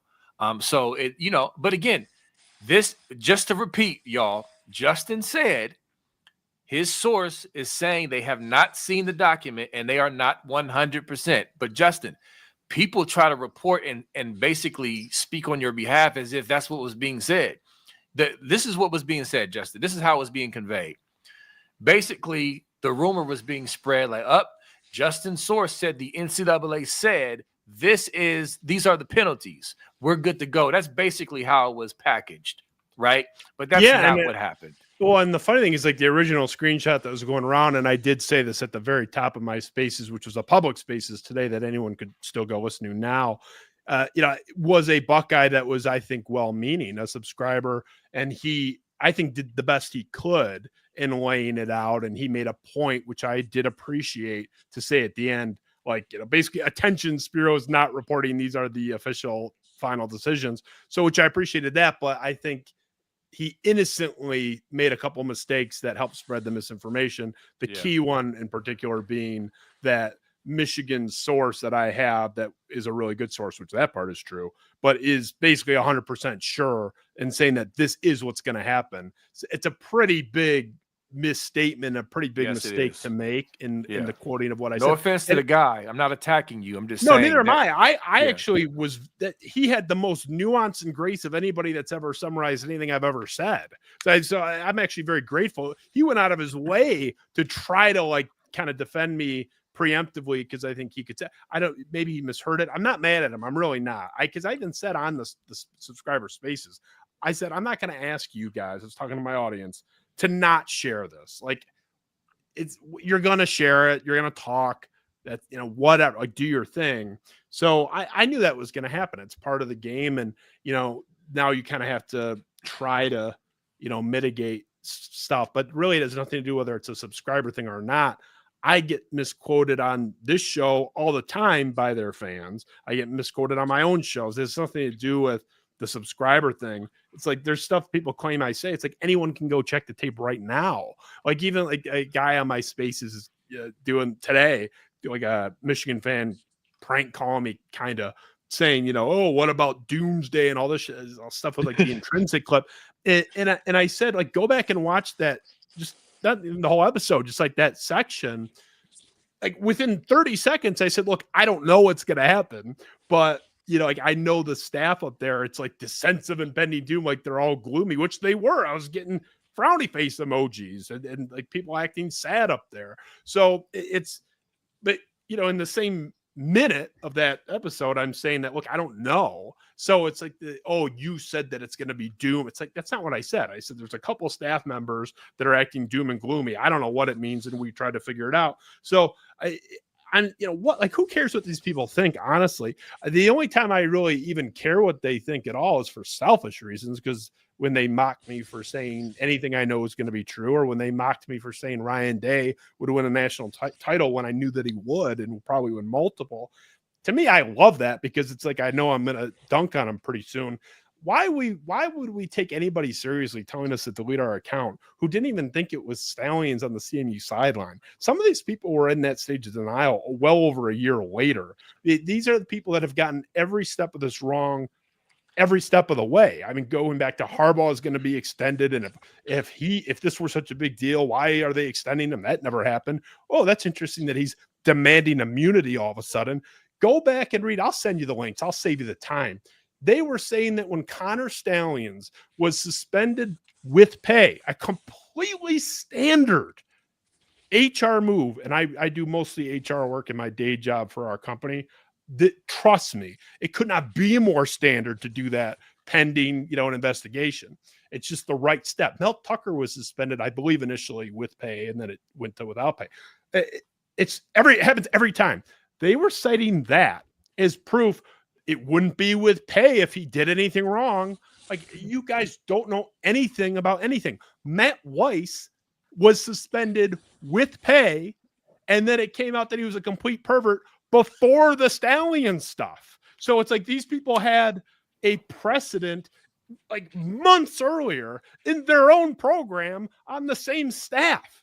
And they still were like, oh, suspended with pay, he's good. Even though 5 seconds ago, Matt Weiss was suspended with pay. I was telling you that he was hacking and was a digital voyeur and was hacking into all these women's accounts. And you said, I'm an idiot and a liar because they wouldn't have suspended him with pay if that were the case. And then what happens? He's fired. They're kicking down his door like it's an episode of some horrific show in the Middle East. Like, I can't imagine being so stupid that I would have that happen in my own program and fan base. And then months later, another staffer is suspended under the same exact circumstances, suspended with pay, and then argue like how short this is. Memory of a goldfish level stuff. So the idea that we would look at these people and say we should value their opinions of our work is absurd. I could be drunk, high, and in a coma and be better at interpreting anything than any of them working in tandem. You could put all of them in a room, combine their IQs, put all their brain power together. I will stumble drunk out of a coma and in a car accident. I will stumble at my worst day and moment and have more competence than them. So, and I would say the same thing about everybody in this room. You three across the board, you guys actually have nuance and look at stuff and want to at least try to get this stuff right. These people are telling you that someone that is a person doesn't even resemble the person that it is, and that if you're suspended with pay, then you must be innocent, even though 5 seconds ago, their own staffer 2 doors down in the office was suspended under the same circumstances and was not only guilty of NCAA violations, was guilty of a 56 count federal indictment. So why would we care what these people think? It's like I do like their nonsense sometimes because it's good content to throw back at them later, but I'm not going to like respect them in any way. Why would I? Where is our mea culpa when we've been right about everything else, the entire scandal? We're still not even wrong about this. I mean, so we'll see. All right, I'm going to try to weave in some of these super chats to get to these people who sent these earlier as we conclude. Yeah. Mark Bundy, thank you for the 199. Thanks for being a Scoop Ultra member. Let's just all relax and watch the feathers fly. OH, Nevada? Agreed. Let's, it sounds like a plan to me. Pastor Mark. Studley Butley, thanks for the $9.99. Shout out to Steely, Pinky, Karis, Muffy, and the rest of the Buckeye Scoopers. And then I saw y'all in the chat talking about you couldn't wait to hear B. Moses say Muffity Muff Muff is the man. I don't know what y'all talking about, but there you go. I said it. So y'all can laugh at me. And then, of course, earlier, Pinky in the house for the $1.99. Spiro is here. And hi, Steely. Justin, it's funny, even with Intrinsic in the chat, because, I'm trying to run the show. I'm clicking on stuff. I'm sharing my screen. I'm trying to make sure I'm running things. And I'll see like 13 messages in the chat. Justin is here. Justin, get him on. I'm like, all right, chill. No, but I'm glad they do that so I can see. Let me get one more. You guys are kind, welcoming guests. Yeah. The aforementioned Dylan sent me a text saying, I can't believe what Nevada said about you. I'm like, this is bait. He's trying to get me on. And it worked. But I would have been on earlier, but I was literally talking to the key source in this, and he hung up on me, and that's when I hopped on. So. Hey, Jim Deshelle, thanks for the $49.99. Appreciate you, brother. Always. They are going to make an example of them per my source. They know this is their last chance per my source. Tells me more. Won't be able to coach this year. So yeah, Jim is doing a little bit of trolling, but I appreciate that. And listen, we're gonna find out tomorrow. Probably, most likely, based off what Justin's saying. Be very surprised if we don't. Yeah. So, listen, it's been a long journey, man. I'm ready for it, regardless of what it is. And I am not convinced that they get a slap on the wrist. I'll have to see it to believe it. But if we find out tomorrow, at least we'll know, and then we can dive in and go from there. Either way. So it's been a long journey, Justin. I mean, dealing with these fans and these idiots, and just it's just been a lot. But anyway, it goes back to nobody on the planet, including me and any Spartan, should be within 10,000 miles of the level of anger of any Buckeye that gives a damn about that program.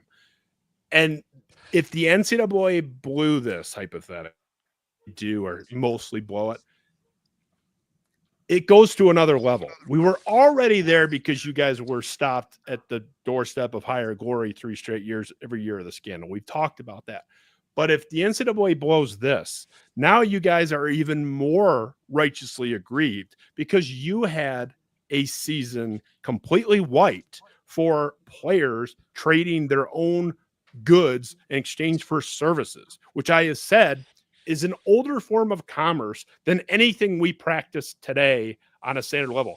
It predates currency. There are ancient Egyptian tombs with hieroglyphics where they are doing this type of transaction, and those were old hat even at that time.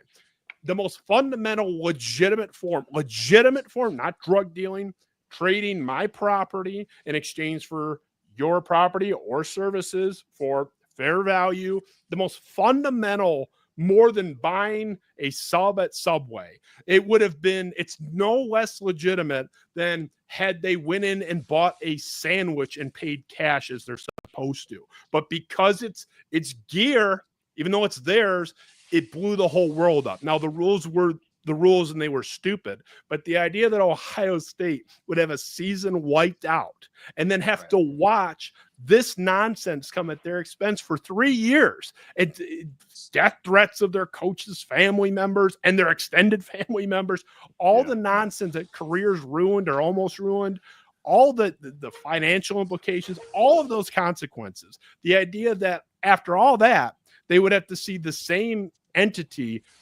basically absolve from any substantial, meaningful punishment their victimizer. I mean, it sounds a little melodramatic, I admit. That's going to get cut and make me look like a whiner. But basically, they are going to codify the legitimacy by default and clear without punishment the people that did this to Ohio State when they had just hammered you guys for trading goods for services in legitimate commerce. You guys already have such a good reason to have your hairs on fire. If that happens, I don't know if I want to be around you guys because I think you might be hostile. and I wouldn't blame you. I might need to give you a couple days because you might not be trying to hit me, but you're going to be swinging around and people are going to say, oh, the Buckeyes are going to be in shambles. You know what? Congratulations. Yes, they're mad that you cheated. They were victimized by the scandal and they're not happy about it. Yeah, what a bunch of babies coming from the people that whined about boogeymen with no evidence, called Mark D'Antonio dirty his entire career for picking up a kid from the drunk tank who blew a .10, which means he had like half a beer too many. Not great. He was suspended for 3 games and then a half of another one. And because of that, going .02 over the limit, he missed multiple games and was benched for another one when he got back. That wasn't enough. D'Antonio's soft. He's dirty. He's playing felons. These are the people that are telling you guys to shut the hell up about this. Like, miss me with that. They can say whatever they want. Their legacy is cemented. And I've said from the beginning, the NCAA, I don't care what they say. I welcome their approval of the side of the righteous, and I hope that they do the right thing. But I've never based any of my opinions on what they ultimately will or will not do, because I already know what happened. You guys already know what happened. Most of the public doesn't even know what happened. For example, the entire campus up there knows that Blake Corum knew about that LLC, which means he was almost certainly ineligible, which means all this discussion doesn't really mean anything, because if he's ineligible, we don't have to talk about anything else. It's gone by default, by automatic rule. So the fact that that is not even a part of this is all the more reason to be completely legitimate. It's not whining. It's righteous anger, especially if you're a Buckeye. We won in 21. We didn't have a season wiped out for nonsense, just over a decade before this scandal started. So I don't envy you guys if this doesn't come out at least close to the right and just way, because, man, do you have a legitimate bone to pick? That's all I can say. I can't imagine. Hey, Nevada, did you want to say anything before I hop into these super chats? I mean, wow. No, that was well said, Justin. It was. Like I said, I'm still not there. I'm still not. I am holding out hope for what is right and good and just in the world, and I will do. But I think whatever comes down, we're going to need you in Intrinsic more than ever, because we're going to need to dig into this thing and just find out where all the bodies were buried and what exactly was going on here, because it's going to be quite a tale for sure. Yeah, definitely. And it looks like Terry LJ Esquire, thanks for the 499. He's still a believer in the hammer. When the hammer falls, and it will come in a big way, make sure you play MC Hammer's song, Here Comes the Hammer. That is the theme song for Scum. Yeah, I think, well, YouTube is so stupid with copyright. So I don't know. Maybe I'll just beatbox like. Can I give you guys one anecdote about the sourcing on this one here? Yeah. I'm not going to tell you because there's multiple Michigan sources. I'm not going to tell you which ones this guy's nailed, but he's nailed multiple stories. But he was one of the ones telling me that, and this was not him reporting it as fact, it was his strong opinion based on his closeness to the situation, that Harbaugh would not be suspended in November of 2023. I told him, based on what I knew that the NCAA had passed to the Big Ten, that there's no way that any law, first of all, you're going to get suspended. And he said, he was doing the whole we're going to win in court thing, not like the maniacs, but he's like, I don't know. I don't think this is going to hold up and we're going to fight this, blah, blah. So he was optimistic about that. He didn't give me wrong information, but his interpretation of that was wrong. And I told him that in real time. I didn't buy it at the time. This I buy a little bit more because I don't have anything hard to repudiate it. But I think it's interesting, even as I consider kind of like, okay, I do think he's probably closer to right than wrong. And I told my Spaces audience that today. I said I'm like 52, 48, 55, 45, maybe. I'm a slight lean because he's been so money as a source. But he has had in this scandal a situation where he said, Michigan was in a position of strength and they weren't, and they cowered. So just some added context there where, he's not lying. He's not wrong. He knows what he was told and he's being honest with me, but even he's saying he's not 100% on this. So just food for thought. Good to know. Lisa Scherer, thanks for the $4.99. Will NCAA lose total credibility with teams around the country who have suffered greater punishments for less? I'm going to jump in and say yes. I mean, if the unthinkable happens and they get off with this ridiculous slap on the wrist that's being explained by the source, then there's going to be Intrinsic said it earlier. There's going to be, I mean, Tennessee, they're going to be upset. Like, let's say they got the same failure to monitor standard. Intrinsic, they got standard, right? Then they get it knocked down to standard. Yeah. So, and let's just say they get that. And they kind of like on par with Tennessee. It's like Tennessee's like, hold on, like how they get that? And we were the model of exemplary cooperation on the new bylaws. And these bums were fighting this the whole time, and they get to say it's going to be stuff like that. I mean, obviously, we're going to be upset. There's going to be a lot of institutions. All those coaches back in the New York Times article from 2 years ago, the dozens of coaches who went on record and said this is really, really bad.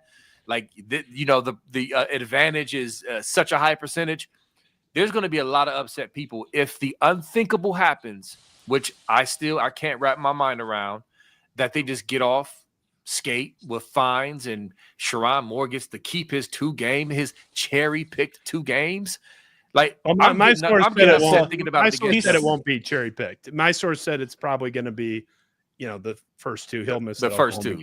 That was his again impression. Just impression, right? Not a fact, but impression. Okay, Nevada or Intrinsic, you got anything to say about this? Well, I mean, I don't want to be dramatic, but I really believe, I believe the NCAA is on borrowed time anyway, but I really believe this would be the end of the NCAA as an effective, policing agency. I mean, it would be completely. I mean, I just think they'd be done. They'd be done, and I'll be immediately funding somebody to start hacking helmet comms so we can find out what's going on because the punishments are so light. Might as well, you know what I'm saying? Well, and they're the rival fans are gonna accuse you of doing it anyway, so you may as well do it. Yeah, let's do it. Let's go. I'm in. So anybody out there with like you're a hacker and you can hack anything can be hacked. Again, they say, oh, there's secure comp. Nah, those things can be hacked. What's the difference in hacking the helmet comms and stealing signs? Exactly the same thing. Paul Lewis, thanks for the 1999. Hello, Stilly in Nevada. They just wanted to say hi, I guess. Hello, Paul Lewis. And then another 999. Thanks for that, Paul Lewis. And then we have a commercial. This is the last super chat that I see, and it's a commercial from Diddy Truck. Thanks for the 10. Moving? Save time and money on your next truck rental with Diddy Truck. Compare prices from companies like U-Haul, Penske, and Budget. Reserve your next truck with Diddy Truck. Compare to save. Go Buckeyes. Did I do that well? That's a good commercial, right? That's good. If you're going to do a special voice, I think he's got to throw you a couple extra bucks. 10 yeah, Who knew? He's versatile, man. I'm the man with the golden voice. Remember him? Ted Williams, that homeless guy that was just like... He was from Columbus, too. Was he? I didn't even know that. Yeah, he's from Columbus. That voice was legit. It definitely was. Here, hold on. Here's another one. Oh, boy. Battle Cry, thanks for the 2. Who was right? Scoop or Menace? Hammer or nothing? Who's Menace? That is Zach Smith, Menace of Sports. People saying? Like the egg on, fake internet beef and pod beef and all that other crap. I'm not going to entertain it. You got anything to say about it, Nevada? What's his take? We don't have to like rip the guy. He doesn't. It's like it's an anti-take. His take is I don't even know. I don't listen to the show, so I'm the wrong person to talk about. That's all right. I think it's basically nothing's going to happen, and so he's going to declare victory because nothing happened. Gotcha. Okay. He's that guy. Yeah. Fair enough. Yeah. So, like I said earlier, here's the bottom line: all you Buckeye fans, I don't care who you rock with or who your allegiance is to.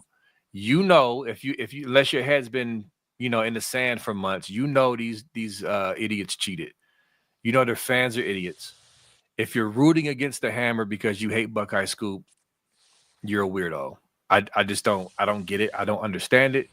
We should all want justice. Like, again, it's funny, Justin. I got a group chat. Shout out to Los, Deontay Marshall, Jalen's brother, DeJuan and Mike Patterson.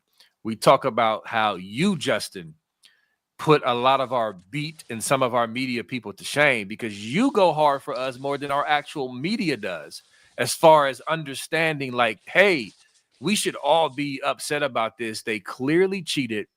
There's like from the Tony Petitti letter to the Central Michigan sidelines to all the evidence we have, everything, they cheated. It doesn't matter if they don't get what we desire for them to get. It doesn't change the fact that they cheated. And yeah, we should feel a way about that.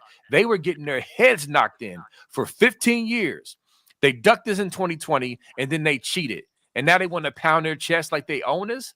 That's and then they skate, if they skate, which I don't think they will. I'm not believing that. But if they were to skate, since we're talking about this source and what they declared, then of course we should be upset. We all should be upset, all Buckeye fans. I don't care who you rock with.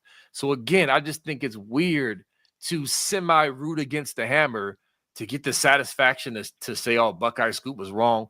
I don't care, dog. I'm going to be here regardless, and I'm going to stand by my work like I said. So whatever. I didn't even know that was a thing, that people were rooting against you. It is a thing. That's insane. I mean, do they not like Ryan Day? Like, do they hate their coach? Because do they know Some do. Some don't. Did they know what these people did to Ryan Day's family?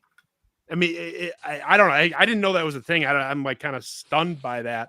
Like, even if someone hated you, that what did you do to warrant that level where I'm gonna betray my alma mater or the team I root for or whatever, and root against them? And to me, that's weird. But whatever. People are weird, man. And people are saying I'm divorced. I just had my 13th wedding anniversary, and I'm going. Congratulations, by the way. No, thanks. But I just think I'm like probably the most happily married guy I know. Like, to the point where our friends make fun of us that like we're so loving and stuff. Like, almost to the point of being PDA like uncomfortable. So it's like, where do these people even get this stuff? So they're gonna say whatever. Who cares? You can't let that stuff bother you. I have no idea what Zach Smith has said, but I don't get like I go hard for Ohio State for a couple of reasons. One, you're the best program in America, so I think it just is what it is. But if people acknowledge that and didn't denigrate Ohio State, I don't think I would need to say anything. It's bizarre that I even need to, or anybody would need to. So it's even beyond this scandal, and why I was defending Ryan Day in the Ohio State program way before this scandal even started, and before anyone knew the name Connor Stallions. So yeah, I mean, it's, to me, yes, the Buckeyes, you guys are good Midwest folk. I've always said I think Ohio State people are the closest people I know to Spartans in terms of ethos and kind of personality. My best friend lives in Columbus. Oh, he's a Michigan guy, but he played hockey there. He is an excuse, but he's AJ Hawk's brother-in-law. So there's Buckeyes there too. But there's a real good nature to you guys, and I like you anyway. But if you guys were Purdue and this happened to them, or if it happened to Iowa or Clemson or anybody, I would feel exactly the same way. So though I like you, my opinion is based on the principle of the wrong that took place here, and really nothing to do with Ohio State, though I did respect them prior and was a Ryan Day fan before this. So I do laugh at the whole, like cucking for Ohio State thing. You idiots have been pretending that Ohio State is some like choke artist program when they have a 5 or 5.5% better win percentage than anybody else in FBS for the last 20 years. Preach. And they beat everybody in every single metric other than national titles, which, God bless Alabama. They also had a 4-year run where they went 20-29. Your worst 4-year run, you went 36-13. So I don't know what we're talking about here. When you're winning when you're both at your worst, as I laid out in that thread, 33% more games. 4 more games a year when you're both at your worst. And this is the only other program close to you.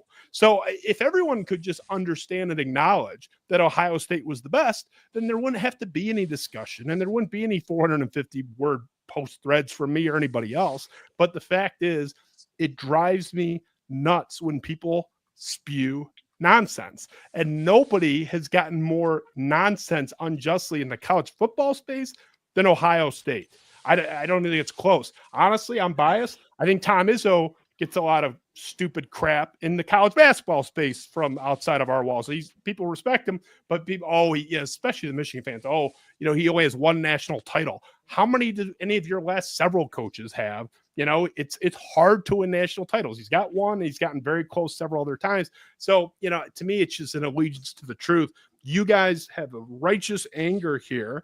And as great as your program has been, it should have been even better. And I think the only reason it wasn't better is because of this nonsense. Amen. I agree. Real quick, B Wit, thanks for the 199. No comment, but I appreciate that. Another super chat came through. Spiro, B Wit, once again, thanks for the 499. Spiro, what does your gut tell you about the hammer at this point? 0 between 100%. Yeah, I mean, I said that earlier. I said I'm at like 52 to 55% that my source is right, and that's out of pure deference to him.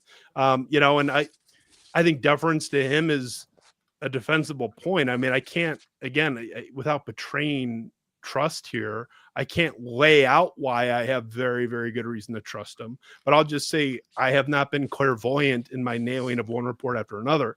It's because it's coming from a few people that know, and he's one of them, and has not been wrong about anything he's told me yet. I mean, I talked about his prediction regarding the suspension and the injunction, but he didn't give me any wrong information. That was just his opinion of the situation. So, it doesn't make any sense. I can't tell you why. I can't reconcile it. He can't reconcile it, but that's, so out of deference to him, I'm 52 to 55%. I've told you the reasons why. I don't know what I think. And I'm a guy that has a strong opinion on everything. I'm not hedging. I'm not going to pretend to know or pretend to have a strong opinion when I don't know. I've been doing volleyball back in my head all day, since last night. So that's where I'm at, but I don't know. It's close. Yeah. So I'll just say I'll respond to this. I don't have a percentage per se, but again, based off of the research, the work we've done, everything we've dug into over these months, I'm still expecting more than just a 2-game suspension for Sharon Moore and a $14 million fine. Like, again, logically, nothing makes sense to take my mind there that's going to be the penalties. I think it's going to be more than that, postseason ban, vacated wins, whatever. I think there's going to be something like that on the table beyond just what Spiro's source says. And that's just where I fall. Like, I refuse to believe otherwise until I see it. And if I see it, I need to see their explanation on how they got there. I need to understand that. Because again, I'm going to say it again. The Intrinsics, the Justin Spiros, Nevada, myself, the PDs, the Premier Drum, we are not just being, unintelligent goofies, just trolling and then throwing stuff out there without vetting, without research. We put some work in. Intrinsic, this dude, he puts work in, like behind the scenes. He wants to get it right. We've worked hard at making sure we did everything to try to get this right. And every time we did that, it always led to the hammer. Okay, so until I see something different, that's what I'm going to continue to believe based off of our work and based off of the facts available to us. So that's how I feel about it. I'm sticking to it, and we're going to see hopefully tomorrow. Nevada or Intrinsic, you want to jump in? I got a question no, hold on. Let me ask a question for Justin Spiro first, because, okay, you're claiming that you've been married for 13 years. What is the appropriate traditional gift for the 13th wedding anniversary? Ooh, nice curveball. I would have been stumbling on this if you asked me a few days ago. She went out of town to visit her girlfriend in Georgia, and she was obsessed with these pillows in the guest bedroom. But I'm like, okay, let's just get some if they're that great. And she's like, no, they're $500 pillows, like not each, but like for the set. I'm like, what? And so she's like, these are divine, these are heavenly. So we're like, okay, our anniversary gift to each other is going to be the pillows. So because we both get to sleep on them because we're not estranged, we're not divorced, so I sleep next to her. I know it's shocking, but Gotcha. So that. If you had asked me like a week ago, I'd be like, I'm still trying to figure that out. But yeah, we're getting we're giving them to each other. It was a perfect excuse. Although I don't know how I'm spending $500 on pillows given the massive debt I'm apparently in. So I don't. None of this makes sense. The scandal doesn't make sense. I'm supposed to be divorced. Why am I getting pillows? And why is my wife texting me right now saying, "Hey, honey, come to bed," because she wants to watch something? I mean, so I don't know. I don't know who this woman is. Maybe it's not my wife. I'm told I don't have one anymore. But yeah, I'm with you, B. Moses. It doesn't make sense if we were wrong about this. It doesn't make sense if the source is right.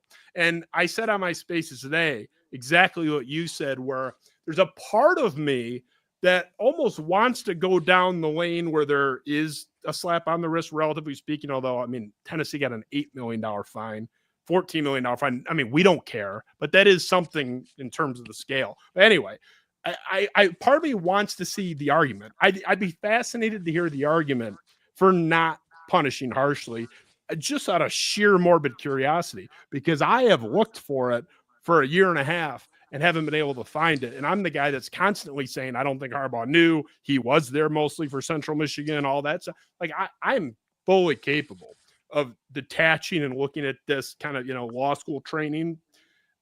I don't see it. And I would be interested to hear the argument, because I don't know what you can say. It doesn't make any sense. It's a departure from their own grid. Where are you getting this lighter punishment from? I don't know. No one predicting that. They're just a bunch of idiots anonymous on Twitter. They don't have any skin in the game and they don't know anything. They just say everything's great for Michigan and everyone else sucks. I haven't heard an intelligent reason why this would be the outcome yet, even from a rational person, two people disagreeing politely. I haven't heard that story or that version of how this outcome plays out yet. It's been a bunch of slogans and bet and all this crap. I haven't heard the argument yet. So part of me would be curious to hear it, because I don't know what it is, but they have to say something. Right. Exactly. And hopefully we don't have to hear that argument. Hopefully we just read Hammer. Hopefully we get justice tomorrow. That's what I want. So either way, like I said, we're going to be here regardless. I got another super chat. Paul Lewis, thanks for the 1999. Zach is not a Buckeye and hasn't been for a while, but kudos for his success. Let me say this. All right, because I see the chat. I'm just going to address this real quick. And I see people saying we watch both shows. Listen, man, I'm not on some Real Housewives internet beef stuff, okay? Listen, I heard people hit me up today, say they talk about you on Minutes today. They're taking shots at Scoop. Listen, I didn't hear it. I'm too busy. I didn't listen to it. I don't know what was said. Listen, I've never disrespected Menace. I rocked with Chris Drew, still do. I don't have a problem with him directly. Chris, if y'all got a problem with me, call me, hit me up. Like, you know what I'm saying? Zach, whatever. I don't know what was said. I've never disrespected Menace. I've never disrespected Zach. Matter of fact, I've defended Zach at times, plenty of times. So there's never been any issue with me and Menace. But I didn't hear what was said today. So I'm saying I don't play the back and forth stuff. Chris, holler at me. Give me a call. If y'all got a problem with me, if I said something, call me. I'm not on that childish stuff. I'm just letting y'all know. With that said, I'm not saying that it's your right to super chat this. I'm not going to say Zach is not a Buckeye and all that. You know what I'm saying? I ain't got nothing personal against Zach, whatever. That's your right to super chat. But I just wanted to say that, you know what I'm saying? Because this stuff, I'm a grown man out here, man. This is silly. A lot of this stuff is just silly to me. Silly. I don't entertain this. Let's talk. If there's a problem, hit me up and we can discuss it like, man, we could talk about it, hash it out. That's how I deal with stuff. This back and forth and all this stuff and on the message boards, I ain't on that, man. I ain't on. Anyway, y'all got something to say about that? Who cares what someone else listens to begin with? And the message board stuff is even stupider. I mean, these people not only have me divorced and broke and destitute, they also have me a Western Michigan University dropout. I don't know where any of that came from. I was a 4-point student damn near and graduated with honors from Michigan State and never attended Western Michigan. But who cares? I mean, that's the point. That whole world is nonsense. I wasn't even aware of it. And I'm been rolling with you guys for over a year now. So I don't know. To each their own. There's a lot of shows I don't like. I don't care if anybody listens to them. Go ahead. Yeah. So, but anyway, no more super chats. I appreciate all the engagement. This was a dope show. They've been clamoring for Spiro and Intrinsic. But also our Tennessee guy, Sports Talk with Jay, loves you. He loves you. So we got to figure out to get us all on at some point. But this was great. Thanks for hopping on. Nevada, did you want to say anything or Intrinsic before we hop off of here? Because we are at another 2-hour burger for this for this podcast. I just want to thank Intrinsic and Justin for making time for us, man. We really we don't ever take it for granted, and we really appreciate it, and we appreciate all the stuff that you guys have added to our show. So sincere thank you for making time for us. Really appreciate it. Happy to do it. Yeah. Honored to be invited. Yep, and we gonna see tomorrow, man. We gonna see what's up. And I'm looking forward to it. It's been a long journey, so either way, regardless of what happens, at least we know we have some type of answer and go from there. So, Buckeye Scoop family, appreciate you, love you. We will see y'all tomorrow. Go Bucks and go Sparty, I guess, right? Yeah, go green. And last thing I'll say, if I don't get that Intrinsic party hat and kazoo, that is going to be the biggest devastation of anything here. I got you.